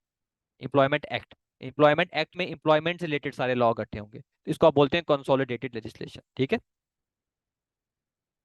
समझ आ गई ये। कोडिफाइंग एक दफा फिर से बता दें। कोडिफाइंग में ये होता है कि जो जज फैसला सुनाता है ना, यानी कि जो केस लॉ वाला होता है, उसको आपने लॉ में तब्दील कर देना है। एक जज ने डिसीजन दिया और आपको लगा कि यार ये जो डिसीजन है जज का, इसको लॉ होना चाहिए हमारा, तो आपने उसको लॉ में कन्वर्ट कर दिया, ओके। प्रॉपर स्टैट्यू बना दिया ना, पार्लियामेंट में प्रेजेंट करके उसको लेजिस्लेट कर दिया, स्टैच्यू बना दिया, लॉ बना दिया, ठीक है। लेजिस्लेशन दो तरह की होती है, एक होता है एक्ट्स ऑफ पार्लियामेंट, एक होता है डेलीगेटेड लेजिस्लेशन। अब बारी बारी बात करते हैं। एक्ट्स ऑफ पार्लियामेंट में हमारे तीन लोग इन्वॉल्व होते हैं। एक्ट ऑफ पार्लियामेंट में हाउस ऑफ कॉमन्स, जिसको पाकिस्तान में नेशनल असेंबली कहते हैं, हाउस ऑफ लॉर्ड, जिसको पाकिस्तान में सेनेट कहते हैं, और मोनार्क हेड ऑफ स्टेट होता है। हेड ऑफ स्टेट जैसे यूके में कौन है, किंग है, ठीक है, उसको आप मोनार्क बोलते हैं। तो कानून साजी है, पाकिस्तान भी यही फॉलो करता है, यूके वाली फॉलो करता है, सारे तकरीबन कंट्रीज यूके को ही फॉलो करते हैं। अब कैसे एक कानून बनता है, जरा उसको जरा ओवरव्यू करते हैं। A bill is passed regarding an issue. In order to become act, it passes through following situation. किसी भी मामले में जब आपने कानून साजी करनी हो, लॉ बनाना हो, तो सबसे पहले आपको एक बिल जो है, बिल पास कराना पड़ता है किसी इशू से रिलेटेड, ठीक है। अब जैसे मैंने आपको अभी एग्जांपल दिया, आसान लफ्ज यही है समझने के लिए, कि चाइल्ड लेबर वाली, ठीक है। आप आपको लग रहा है यार आपको माशरते में एक बिगाड़ नजर आ रहा है, ठीक है, तो आपने उसके खिलाफ आवाज उठाना शुरू कर दी, ठीक है, कि यार ये चाइल्ड लेबर हो रहा है, छोटे छोटे बच्चों से जो है वो जबरदस्ती जो है वो मजदूरी करवाई जा रही है। आपने इस इशू को रेज किया और इसको बिल में कन्वर्ट कर दिया, ठीक है। अब बिल जो है जब आप प्रेजेंट करोगे, ठीक है, कोई भी इशू के हवाले से, तो फिर वो बिल जब पार्लियामेंट में प्रेजेंट होगा, जाहिर सी बात है प्रेजेंट कौन करेगा, जो मेंबर ऑफ पार्लियामेंट होगा वो प्रेजेंट करेगा, ठीक है। फिर उसको एक डिफरेंट स्टेजेस से गो थ्रू होना पड़ेगा। तो पहला स्टेज क्या होता है किसी भी लॉ को बनाने का, कि आपने एक बिल पास करवाना है किसी भी इशू से रिलेटेड, ठीक है। फिर उसकी होती है फर्स्ट रीडिंग। ये ये फर्स्ट रीडिंग में क्या होता है, ये जो प्रोसेस मैं आपको समझा रहा हूँ ना, first second committee report third, ये दोनों हाउसेज से गो थ्रू करती है, हाउसेज ऑफ कॉमन से भी और हाउसेज ऑफ लॉर्ड से भी, ठीक है। पहले कॉमन से फिर लॉर्ड से। फर्स्ट रीडिंग में क्या होता है, name of bill and proposer is read out, कि बिल का नाम क्या है, ठीक है, और जिसने प्रपोज किया उसका नाम जो है वो सुनाया जाता है। सेकंड रीडिंग में क्या होता है, detailed debate on bill is made and then voted upon. Second reading में ये होता है कि आपकी डिबेट्स होती है, किसी भी इशू, किसी भी जो बिल में इशू रेज किया जाता है उसके हवाले से डिबेट होती है, फिर सारे लोग वोट करते हैं, जो पार्लियामेंट के मेंबर्स होते हैं वो वोट करते हैं। जाहिर सी बात है या तो उसके फेवर में करेंगे या उसके खिलाफ करेंगे। और उसके बाद नेक्स्ट स्टेज, अगर तो फेवर में करते हैं तो फिर क्या होता है, कमेटी स्टेज होता है नेक्स्ट स्टेज। कमेटी स्टेज में क्या होता है, committee of legal experts and MPs, MPs का मतलब होता है member of parliaments, consider wordings of the bill and ensure that they are professional. अब जब आपने देखे लॉ तब्दील करना होता है, तो लॉ की हर एक एक वर्डिंग इंपॉर्टेंट होती है। लॉ आपको पता है प्रोफेशनल वे में प्रेजेंट किया जाता है, एक एक लफ्ज लॉ का इंपॉर्टेंट होता है। तो जो कमेटी स्टेज है उसमें ये होता है कि जो जो इशू है, जो बिल है, उसको अगर आपने लॉ में तब्दील करना है, तो आपको लीगल एक्सपर्ट्स जो हैं, जितने भी कानून साजी में माहिरीन है कानून के, वो देखेंगे, हर एक वर्डिंग को कंसीडर करेंगे और उसको एक रीशेप फॉर्म में कन्वर्ट कर देंगे, ठीक है, एक रीशेप फॉर्मल प्रोफेशनल फॉर्म में कन्वर्ट कर देंगे। ये कमेटी स्टेज में होता है, सबसे ज्यादा लेंथी स्टेज यही होता है। फिर आता है रिपोर्ट स्टेज। जो वो उन्होंने अमेंड कर दी चीजें, उसको जब प्रेजेंट कर दिया प्रोफेशनल वे में, तो वो अमेंडेड बिल जो है उसको आप पार्लियामेंट में दोबारा रिपोर्ट करते हो अप्रूवल के लिए। तो अगर तो वो अप्रूव हो जाता है तो उसकी थर्ड रीडिंग होती है। फाइनली फाइनल टाइम जो है उसको रीड किया जाता है। और यही काम आपके दूसरा जो हाउस है, हाउस ऑफ लॉर्ड्स, उसमें भी होता है। और फिर उसके बाद जो है, at the end of the process in both house bill must receive royal assent. Royal assent का मतलब होता है signature by king, signature by monarch, signature by king, उसको कंसेंट मिलता है, ठीक है, कि यार हाँ ये हो गया, और बिल जो है आपकी लॉ की शक्ल इख्तियार कर लेता है। और ये जो प्रोसेस होता है ये टाइम टेकिंग प्रोसेस होता है, ये ऐसा नहीं है कि आज आपने बिल प्रेजेंट किया तो 10 दिनों में लॉ बन गया, 3 महीने, 6 महीने, 8 महीने, 10 महीने, साल भी लग जाते हैं। तो ये आपका प्रोसेस है। कोई क्वेश्चन है? सर अगर सेकंड स्टेज पे उसकी फेवर में नहीं आते वोट्स। हाँ, अगर वो बिल पास नहीं होना होगा तो फिर तो आगे वो नहीं होगा। अगर वो चीज़ आगे नहीं कंटिन्यू होती तो फिर तो वो वहीं पर रुक जाएगी ना, अगर कंटिन्यू होती है तो फिर अगला स्टेज आएगा, फिर अगला, फिर अगला। ये जो दोनों स्टेजेस है ना, फर्स्ट, ये जो जितने भी स्टेजेस हैं, first, second, committee report, third, ये दोनों हाउसेज में होंगे, सेनेट में भी जिसको हम हाउस ऑफ लॉर्ड्स बोलते हैं, और नेशनल असेंबली में भी जिसको हाउस ऑफ कॉमन बोलते हैं। ठीक है। ओके। उसके बाद है doctrine of sovereignty of parliament. Sovereignty of parliament का मतलब होता है parliament is a supreme supreme authority. Parliament सबसे सुप्रीम अथॉरिटी होती है किसी भी मुल्क की। It can make any law it wishes. Parliament जो है जो मर्जी लॉ चाहे बना सकती है। However, it can't pass an act which can never be cancelled।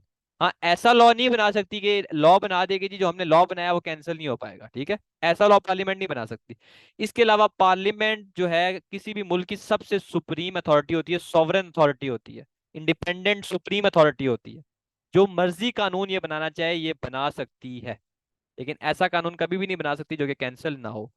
Court can't question validity of act. Court जो है एक्ट की, लॉ की वैलिडिटी को सवालिया निशान भी उस पर प्रेजेंट नहीं कर सकती, ठीक है। इतनी सुप्रीम अथॉरिटी होती है पार्लियामेंट। ये चीज आपने याद रखनी है कि parliament has is a supreme authority. अब लेजिस्लेशन जो है उसमें हमने दो बातें की थी, एक हमने बात की थी एक्ट्स ऑफ पार्लियामेंट की, दूसरी हमने बात की थी डेलीगेटेड लेजिस्लेशन। अब इसके फायदे क्या हैं? जो आपका एक्ट्स ऑफ पार्लियामेंट है इसके फायदे क्या हैं, ठीक है। एक मिनट यहाँ पर। हाँ ठीक है। यहाँ पर एडवांटेज ऑफ लेजिस्लेशन, इसके क्या फायदे हैं? मेड बाय पब्लिक रिप्रेजेंटेटिव्स, ये आपने बात याद रखना है कि जो हमारी ये जो लेजिस्लेशन है ना पार्लियामेंट वाली, इसको प्राइमरी बोलते हैं, और जो हमारी होती है डेलीगेटेड उसको सेकेंडरी बोलते हैं। यहाँ पर मैं लिख देता हूँ, पार्लियामेंट्री लेजिस्लेशन को आप बोलते हो प्राइमरी लेजिस्लेशन, डेलीगेटेड को आप बोलते हो सेकेंडरी।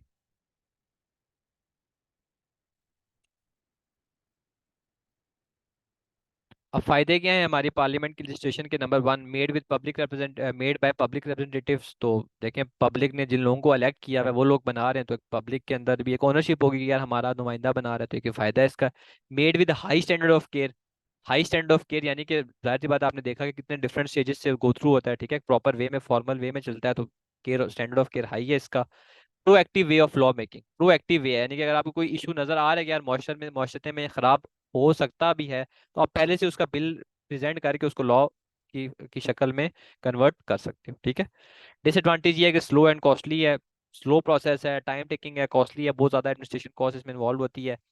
एमपीज यानी कि मेंबर ऑफ पार्लियामेंट्स में not be technically competent. Member of parliament जो है वो टेक्निकली कम्पिटेंट नहीं होते, कोई कोई, जैसे लेट सपोज कोई आपने एम्प्लॉयमेंट का लॉ बनवाना है, कोई आपने मेडिकल का लॉ बनवाना है, कोई रेलवे का लॉ बनाना है, ठीक है, तो हर किसी को तो हर चीज के बारे में नॉलेज नहीं है ना।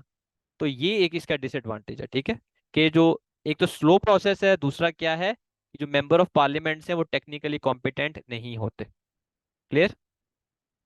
Yes sir. इसीलिए फिर आप डेलीगेटेड लेजिस्लेशन जो है वो भी यूज करते हो किसी भी कंट्री में। प्राइमरी लेजिस्लेशन यानी पार्लियामेंट की लेजिस्लेशन के अलावा डेलीगेटेड लेजिस्लेशन भी होती है। डेलीगेट का मतलब होता है कि आप अपनी अथॉरिटी आगे ट्रांसफर कर रहे हो। तो डेलीगेटेड लेजिस्लेशन में ये होता है कि parliament delegates it legislative power to other bodies. Authority transfer करने का मतलब ये नहीं है कि जी सारी अथॉरिटी अगले को दे दी, नहीं। कुछ अथॉरिटी जो है वो आप डेलीगेट कर देते हो। क्यों कर रहे हो? वो दो रीजन जो ऊपर मैंने आपको बताया था डिसएडवांटेज है पार्लियामेंट्री लेजिस्लेशन के। पार्लियामेंट में लैक टेक्निकल कॉम्पिटेंसी। पार्लियामेंट में के पास इतनी टेक्निकल कॉम्पिटेंसी, क्वालिफिकेशन हर इशू को सॉल्व करने की या रेज करने की नहीं होती, राइट।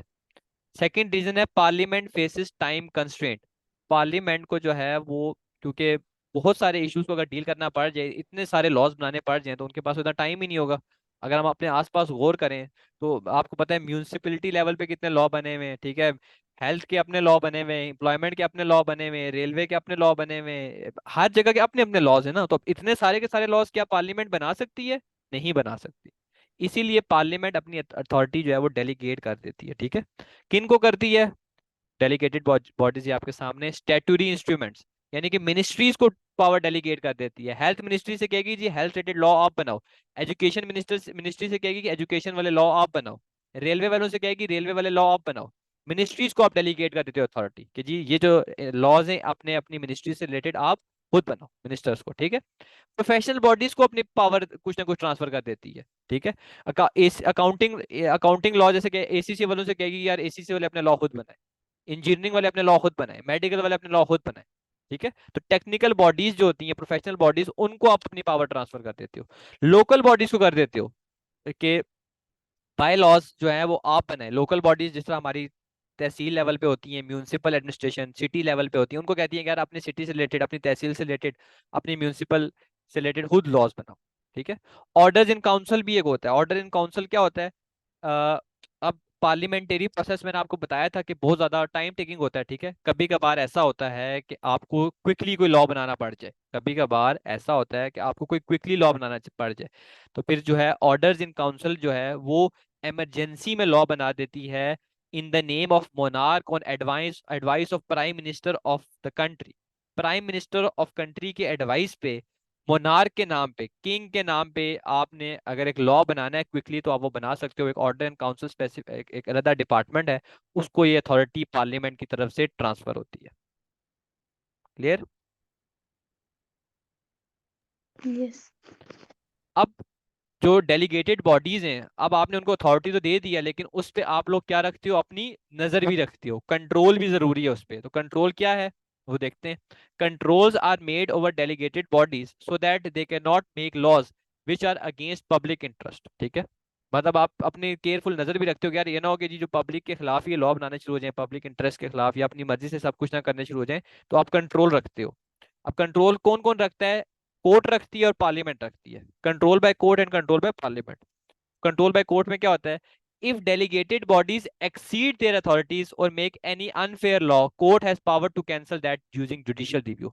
अगर देखिए मैंने आपको बताया था कि पार्लियामेंट जो है वो सुप्रीम अथॉरिटी है, कोर्ट जो है वो पार्लियामेंट के लॉ को जो है वो नहीं कर सकती, राइट, उस पर क्वेश्चन नहीं कर सकती। लेकिन वो पार्लियामेंट के लॉ को, ये कौन सा लॉ है? डेलीगेटेड बॉडीज वाला सेकेंडरी लेजिस्लेशन है, ठीक है। तो यहां पर कोर्ट के पास पावर है, उनको नजर आ रहा है कि यार ये जो डेलीगेटेड बॉडी अपनी अथॉरिटी को एक्सीड कर रहा है। ऊपर मैंने लिखा हुआ है अल्ट्रा वायर्स। अब आपकी जो लीगल टर्म है इसके लिए अथॉरिटी को एक्सीड करने के लिए वो है अल्ट्रा वायर्स। तो अगर कोर्ट को लगा कि यार ये जो डेलीगेटेड बॉडी है ये अपनी अथॉरिटी से हट के लॉज बना रहा है या गलत लॉ बना रहा है, तो वो जुडिशियल रिव्यू के थ्रू उस लॉ को कैंसिल कर सकती है। I am talking about the delegated laws, ठीक है, सेकेंडरी लेजिस्लेशन। क्लियर? यस। दूसरा है control by parliament. Parliament have scrutiny committees which reviews the law made by delegated bodies.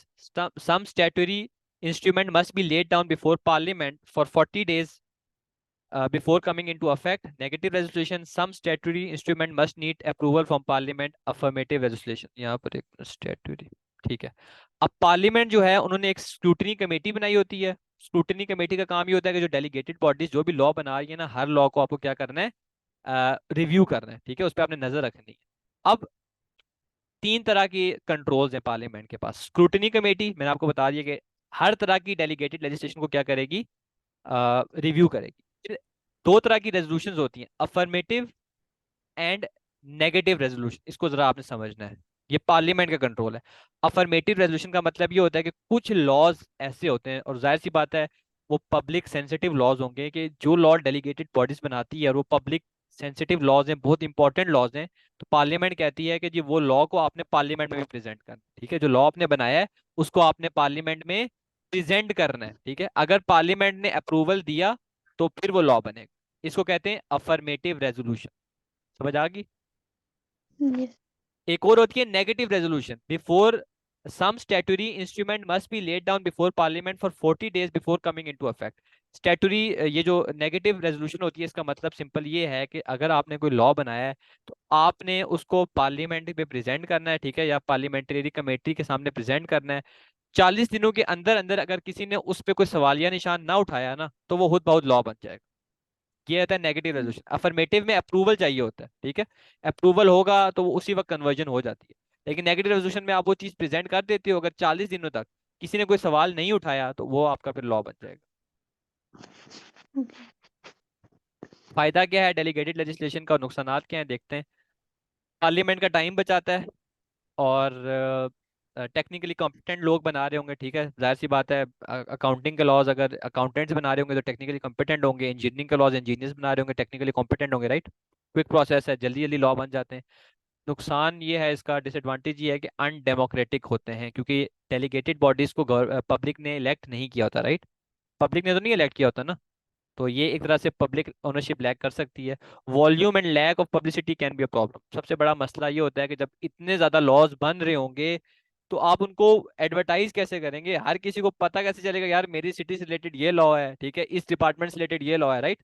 तो ये बहुत बड़ा प्रॉब्लम होता है आपका डेलीगेटेड लेजिस्लेशन में। तो ये था आपका डेलीगेटेड लेजिस्लेशन। अच्छा, अब अगला हमारा टॉपिक है वो है स्टैट्यूटरी इंटरप्रिटेशन, ठीक है। स्टैट्यूटरी का मतलब होता है लॉ, उसकी इंटरप्रिटेशन करना। देखें, लॉ बनाता कौन है, पार्लियामेंट बनाती है, राइट। और लॉ को अप्लाई कौन करता है, जजेस करते हैं। यही बात है ना, बनाती जो है वो पार्लियामेंट है, और इम्प्लीमेंटेशन किसका काम होता है, जजेस का होता है। अब जब लॉ बनता है तो उसमें जाहिर सी बात है डिफरेंट टर्म्स यूज होती हैं। अब उन टर्म्स को जो है वो समझना थोड़ा जजेस के लिए प्रॉब्लम हो जाता है, ठीक है। तो उसके लिए हम फिर क्या करते हैं, स्टैट्यूटरी इंटरप्रिटेशन करते हैं। द प्रोसेस बाय विच जज assign meanings to unclear word in statute is known as statutory interpretation. वो प्रोसेस जिसके थ्रू जज जो है अनक्लियर वर्ड्स को मीनिंग देते हैं, उसको आप बोलते हैं स्टैट्यूटरी इंटरप्रिटेशन। इसका सिंपल मतलब ये है कि जज के सामने एक लॉ आया। अब जज को समझ नहीं आ रही कि यार इस लॉ में जो दो वर्ड्स लिखे हुए हैं इनका क्या मतलब है, क्योंकि जाहिर सी बात है वर्ड्स का अगर मतलब नहीं समझ आएगा तो फिर डिफिकल्ट होगा ना डिसीजन देना। और अगर राइट मीनिंग बिना यूज किया तो डिसीजन चेंज भी हो सकता है, एक एक लफ्ज के मुख्तलिफ मतलब हो सकते हैं ना। तो ये जजेस को प्रॉब्लम फेस करनी पड़ती है। तो इसीलिए जजेस जो है वो हेल्प लेते हैं, असिस्टेंस लेते हैं, किस चीज से, तीन चीजों से। रूल्स जो सेट हुए हैं स्टैट्यूटरी इंटरप्रिटेशन के, उनसे। कुछ प्रिजम्पशंस होती हैं, पहले से ही कुछ चीजें एजम्पशन में होती हैं कि हमने इन चीज को फॉलो करना है, उससे। और कुछ और हेल्प्स होती हैं, उससे जजेस जो है वो देख के डिसाइड करते हैं, इंटरप्रिटेशन में अपने लिए हेल्प लेते हैं, ठीक है। सबसे पहले हम बात करते हैं रूल्स की। पढ़ें आप क्या लिख रहे हैं। The judges use some rules for interpretation that are literal rule. Words must be given their ordinary dictionary meaning, even if there is undesirable outcomes. अब लिटरल रूल के तहत, ये लिटरल रूल का मतलब ये है कि जो लफ्ज आएगा, ठीक है, जो वर्ड जज को समझ नहीं आ रहा, जज जो है वो डिक्शनरी खोलेगा, और जो उसका मतलब है ना डिक्शनरी में उसी को फॉलो करेगा। बेशक आउटकम अनडिजायरेबल हो, ठीक है, बेशक आउटकम अनडिजायरेबल हो, जज जो है वही मतलब इस्तेमाल करेगा, ठीक है। ये लिटरल रूल कहलाता है। अभी 1961 का एक केस है, रियल केस है। लॉ लॉ के मुताबिक ये था कि it is crime to offer for sale offensive weapon. ये लॉ में लिखा हुआ था कि आप जो ऑफेंसिव हथियार हैं, ठीक है, उनको ऑफर फॉर सेल नहीं कर सकते, ठीक है। अब एक बंदा था, उसने क्या किया कि उसने फ्लिक नाइफ जो चाकू नहीं होता जो फ्लिक हो जाता है, वो उसने अपनी शॉप विंडो डिस्प्ले में लगाया हुआ था। तो क्या इस बंदे ने लॉ तोड़ा? क्या ख्याल है आपका? Mm, yes. अब देखिए, अब मसला ये हुआ कि जब जज के सामने लॉ है, अब जज ने देखना था कि यार ऑफर फॉर सेल का क्या मतलब है, राइट। Mm, जज के लिए ये डिसाइड करना था कि यार ये ऑफर फॉर सेल वर्ड का क्या मतलब है।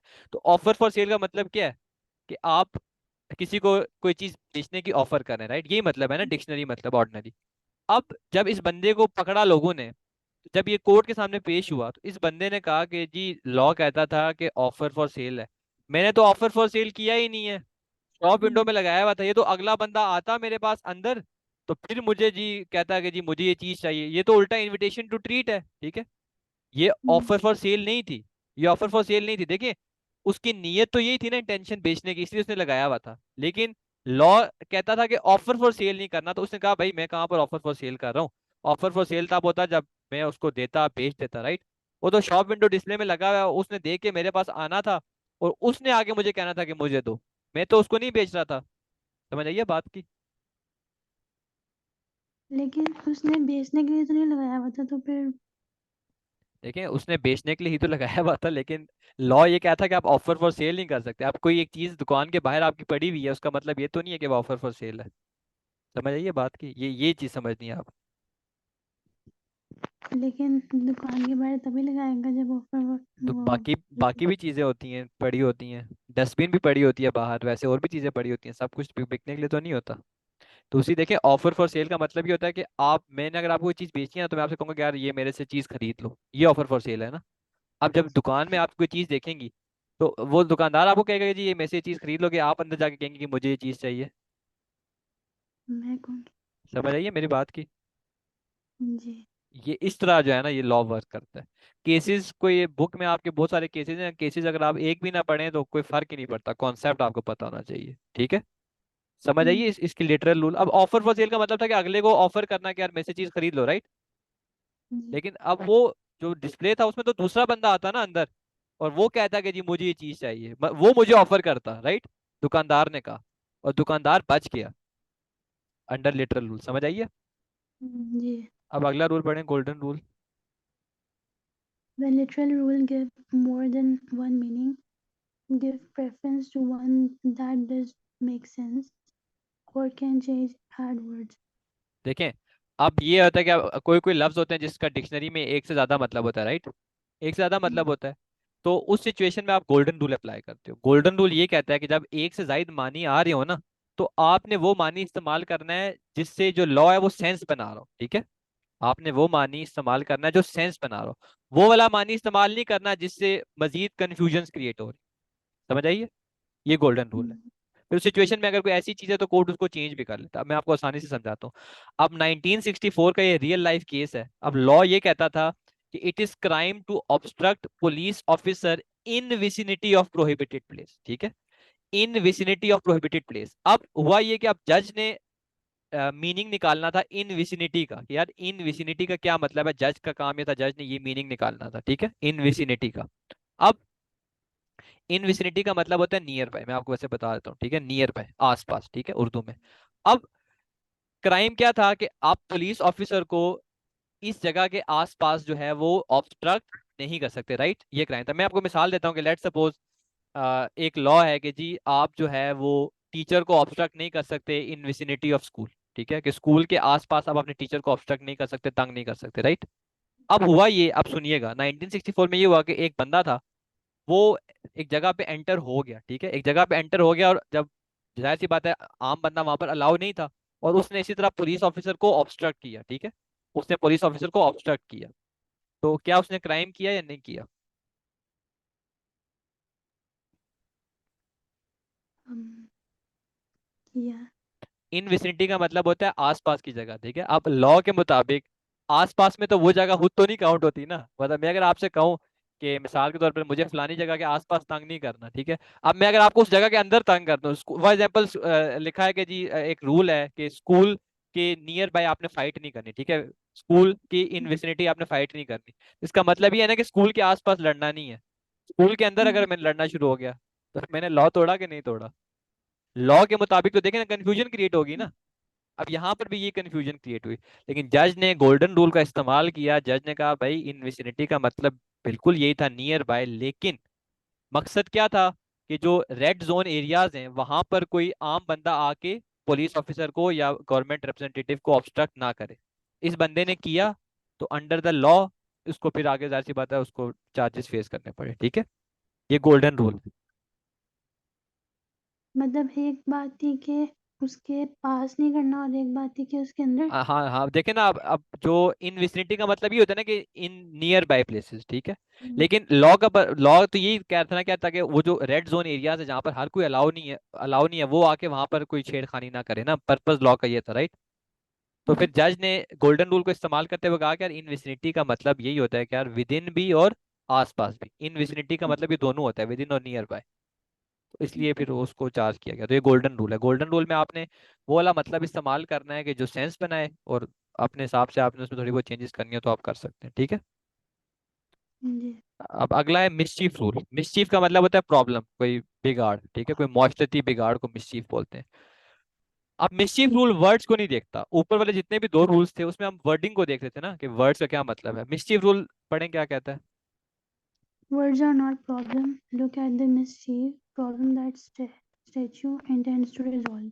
यस, मिसचीफ रूल ये कहता है कि भाई आप लफ्जों के पीछे भागो ही ना, आप ये देखो कि क्या माशरती बिगाड़ है, क्या माशरती खराबी है जो लॉ जो है वो चाह रहा था कि खत्म हो जाए, ठीक है। ये देखो आप। अब इसका केस मैं आपको देता हूँ समझाने के लिए। लॉ ये कहता था कि it is crime to drive carriage while you are intoxicated. नशे की हालत में आप जो है वो कैरिज ड्राइव नहीं कर सकते। कैरिज का मतलब हर वो गाड़ी होती है बेसिकली जो कि रोड पे जा रही होती है, जिसमें आप कुछ ना कुछ सामान रख सकते हैं, राइट, उसको आप कैरिज बोलते हैं। लॉ ये था कि आप नशे की हालत में कैरिज ड्राइव नहीं कर सकते थे। एक बंदा था वो नशे की हालत में साइकिल ड्राइव कर रहा था, क्या ये लॉस पे लगेगा। बाईसाइकिल रोड पे नशे की हालत में था, इंटॉक्सिकेटेड था वो, ये चला रहा था।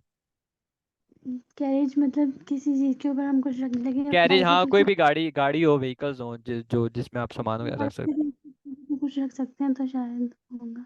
देखिए ना, अगर हम लिटरल या गोल्डन रूल को देखें, इवन लिटरल रूल को भी देखें, गोल्डन को भी देखें, तो कैरिज, बाईसाइकिल तो कैरिज की डेफिनेशन में कहीं ना कहीं आता ही नहीं है, राइट, नहीं आता ना। बाईसाइकिल तो नहीं आता, लेकिन इस रूल में हम क्या देख रहे हैं, मिसचीफ।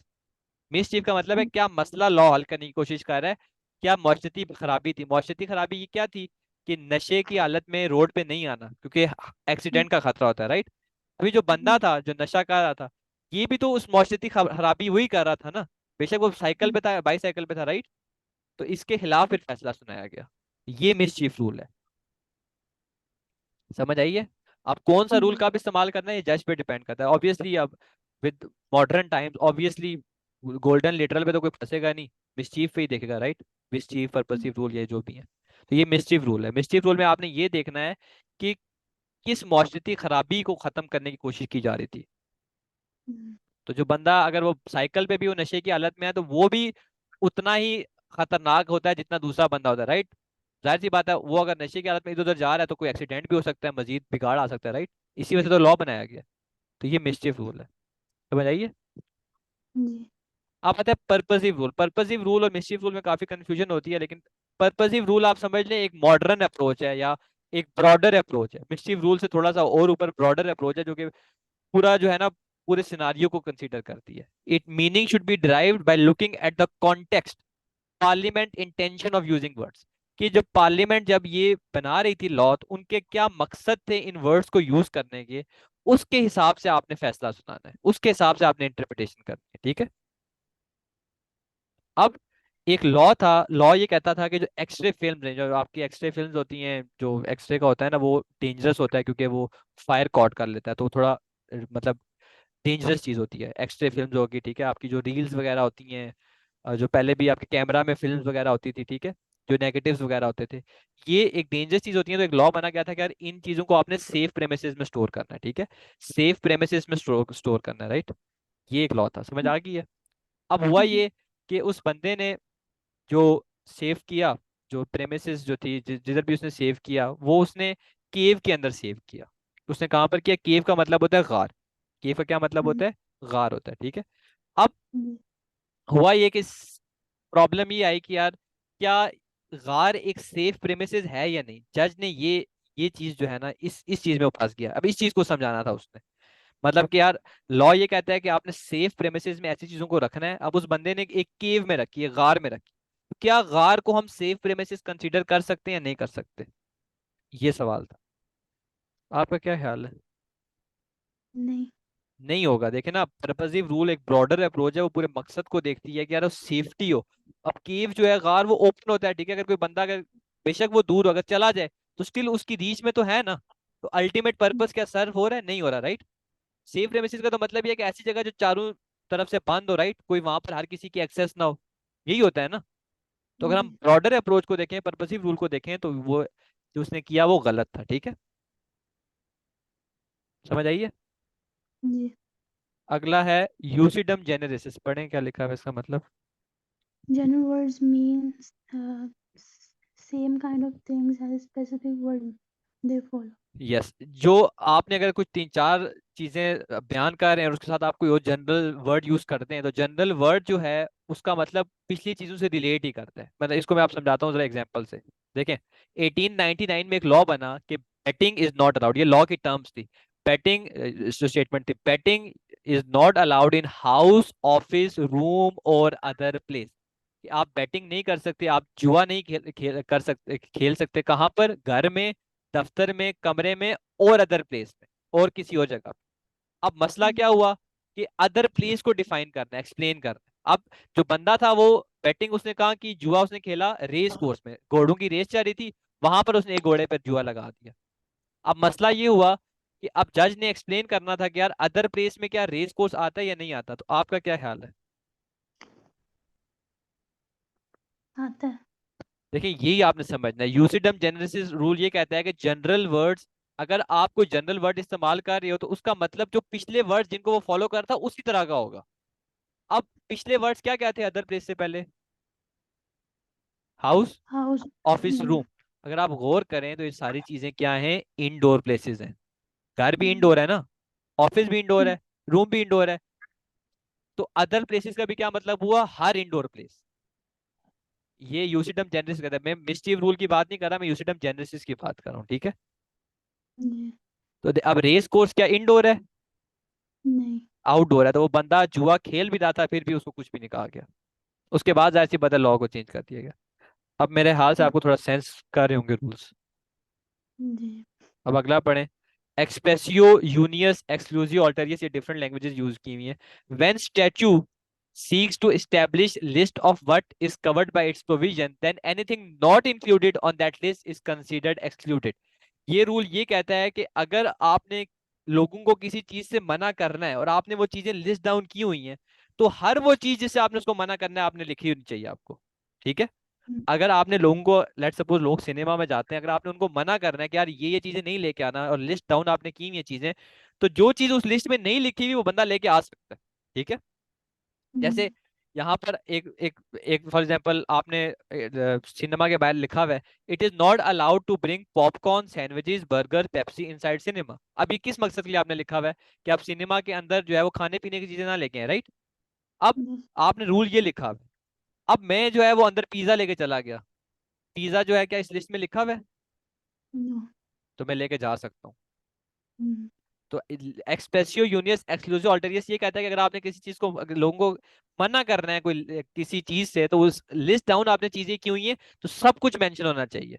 इसका आसान तरीका फिर ये था कि आपने सिर्फ क्या लिख देना था कि फूड्स और ड्रिंक आइटम्स नॉट अलाउड, उसमें फिर सारा कुछ आ जाता, ठीक है? इसके बाद है noscitur a sociis. It is presumed that words draw meaning from other words around them. मतलब इस रूल के तहत हम ये कहते हैं कि जी अगर एक तरह के जो वर्ड्स हैं वो अपने आसपास के लफ्जों से ही मीनिंग्स उठाते हैं, ठीक है, उसी किस्म के होते हैं। छोटी सी इसके एग्जांपल मैं आपको देता हूँ। जैसे फॉर एग्जांपल लॉ में लिखा हुआ है children books, children toys and clothes.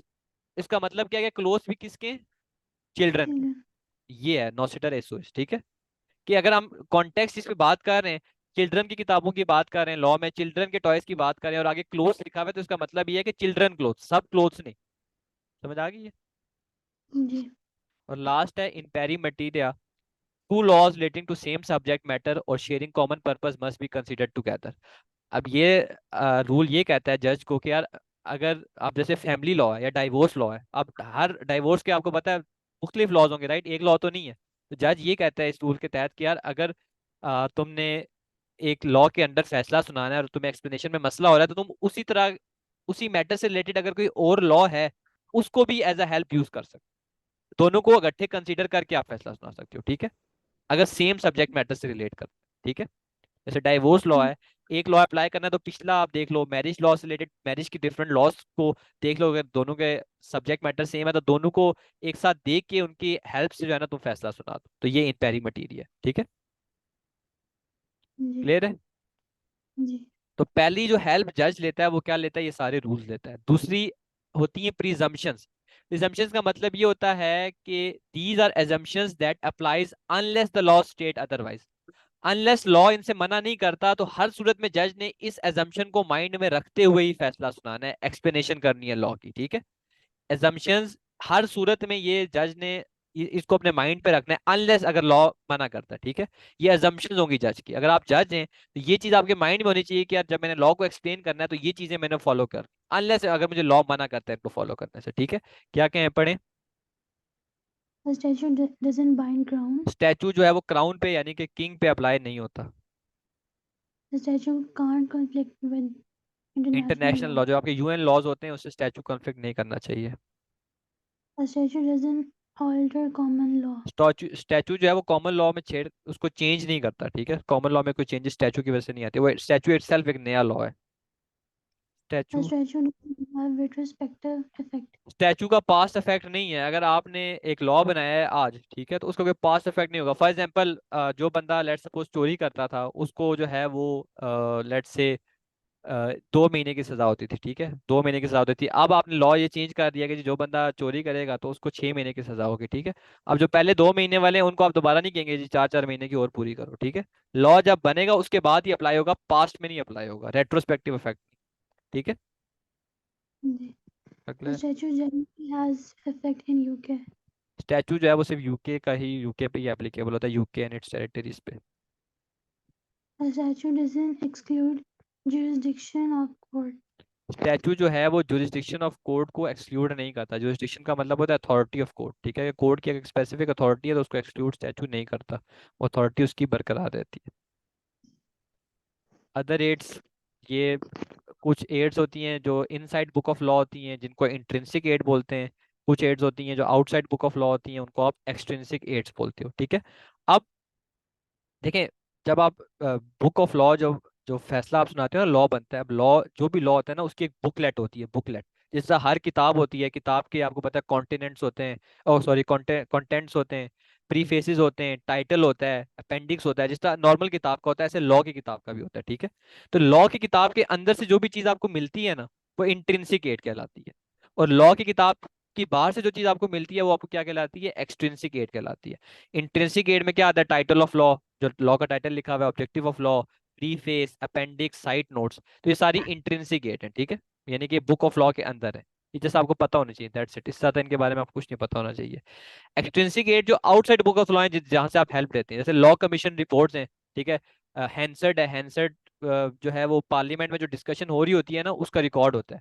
कोई लॉ के मैगजीन्स हैं, कोई लॉ की रिपोर्ट्स हैं, ठीक है, जैसे आप जिनको पढ़ के आप हेल्प अगर लेना चाहो तो ले सकते हो। पुराने केसेस हैं, वहां से आप हेल्प ले सकते हो। एड का मतलब हेल्प होता है ना। इंटरनेशनल लॉ है, वहां से आप हेल्प ले सकते हो। तो ये कुछ एक्सट्रिंसिक सोर्सेज हैं।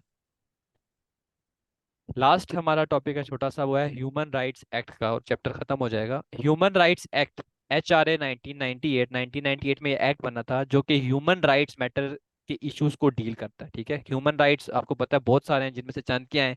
हर इंसान को राइट है जीने का, right to live, right of freedom, freedom का, आज़ादी का, पढ़ाई का हक है, रिलीजन को एक्सप्रेस करने का हक है, फ्री स्पीच का हक है, प्राइवेसी का हक है, फेयर ट्रायल का हक है। तो ये ह्यूमन राइट्स है, ठीक है। अब ह्यूमन राइट्स एक्ट कि क्या सिग्निफिकेंस है ये आपने समझनी है, बस ये 4 पॉइंट्स है ये, बस उसके बाद चैप्टर खत्म है, ये आपने समझना है, ठीक है। ह्यूमन राइट्स एक्ट जो है वो सारी पब्लिक अथॉरिटीज को जो है वो बाइंड करता है कि वो इंडिविजुअल के जो ह्यूमन राइट्स है उनको ब्रीच नहीं कर सकता। UK citizen can settle there claims for violation of human rights in local courts. UK के लोग जो हैं अगर उनके साथ कोई ह्यूमन राइट्स वायलेशन हुई है तो वो लोकल कोर्ट्स में भी क्लेम आप कर सकते हैं, ठीक है। इसके हवाले से अब ये जो चीज़ है बस ये समझने वाली है, दैट्स इट। ये 5 पॉइंट्स कि ह्यूमन राइट एक्ट का यूके की लेजिस्लेशन पे क्या इम्पैक्ट है, इससे क्या चेंज होता है, ठीक है। पढ़े, पहला पॉइंट क्या लिखा हुआ है। All new statutes must be made according to UK में HRA. अब जो भी लॉ बनता है वो लॉ जो है वो ह्यूमन राइट्स एक्ट के अगेंस्ट नहीं होना चाहिए, उसके हिसाब से बनना चाहिए, ठीक है। यूके का जो भी नया लॉ बनता है वो HRA के मुताबिक होना चाहिए। इतना बड़ा इसका इम्पैक्ट है। अगला पढ़े। All existing legislation must be modified according to HRA. जो अभी लेजिस्लेशन ऑलरेडी लॉ बने हुए हैं, ठीक है, या जो अभी कानून साजी जिनकी अभी हो रही है, ठीक है, जिनकी अभी हो रही है, जो इन प्रोसेस हैं या जो बने हुए हैं, उनको भी आपने जो मॉडिफाई हो सकते हैं, जो चेंजेस हो सकते हैं HRA के मुताबिक, वो भी आपने चेंज करना है। आगे। Courts must consider HRA clauses while making its decision. जज ने भी ह्यूमन राइट्स एक्ट के को माइंड में रखते हुए फैसले सुनाने हैं। Any judicial President judicial must president which is judicial president, which is the case, HRA will be considered invalid. जो भी जज ने फैसले सुनाए थे और वो ह्यूमन राइट्स एक्ट के मुखालिफ थे तो वो आपके क्या होंगे, इनवैलिड होंगे। ठीक है, last. If existing statute is in clash with HRA, court will issue incompatibility order. The law will be reviewed by Parliament. If Parliament denies to change it, the law will still be valid. Second part में मैंने आपसे कहा था कि अगर law है उसको आपने मॉडिफाई करना है अकॉर्डिंग टू द एचआरए, ठीक है, जो अंडर प्रोसेस है। लेकिन अगर अगर लेट्स से कोई ऐसा लॉ है जो कि एचआरए से क्लैश कर रहा है और पार्लियामेंट जो है वो उसको चेंज नहीं करना चाहती, ठीक है, कोई ऐसा लॉ है जो एचआरए से जो है वो कॉन्फ्लिक्ट कर रहा है, ठीक है, और पार्लियामेंट उसको चेंज नहीं करना चाहती, ठीक है, तो क्योंकि पार्लियामेंट की सुप्रीम अथॉरिटी है तो वो लॉ फिर भी क्या होगा, वैलिड होगा। ये बात समझ आई है? Court Yes. इनकम्पैटिबिलिटी ऑर्डर देगी कि यार ये इनकम्पैटिबल है विद एचआरए, स्टिल उस Mm. इनकम्पैटिबिलिटी ऑर्डर के बावजूद भी, क्योंकि पार्लियामेंट की सुप्रीम अथॉरिटी है, अगर पार्लियामेंट मना कर देती है उसको चेंज करने से तो वो लॉ स्टिल वैलिड है। ठीक है, और Yes. पार्लियामेंट की मैं बात कर रहा हूं, यानी कि मैं प्राइमरी लेजिस्लेशन की बात कर रहा हूं, सेकेंडरी लेजिस्लेशन की बात नहीं कर रहा।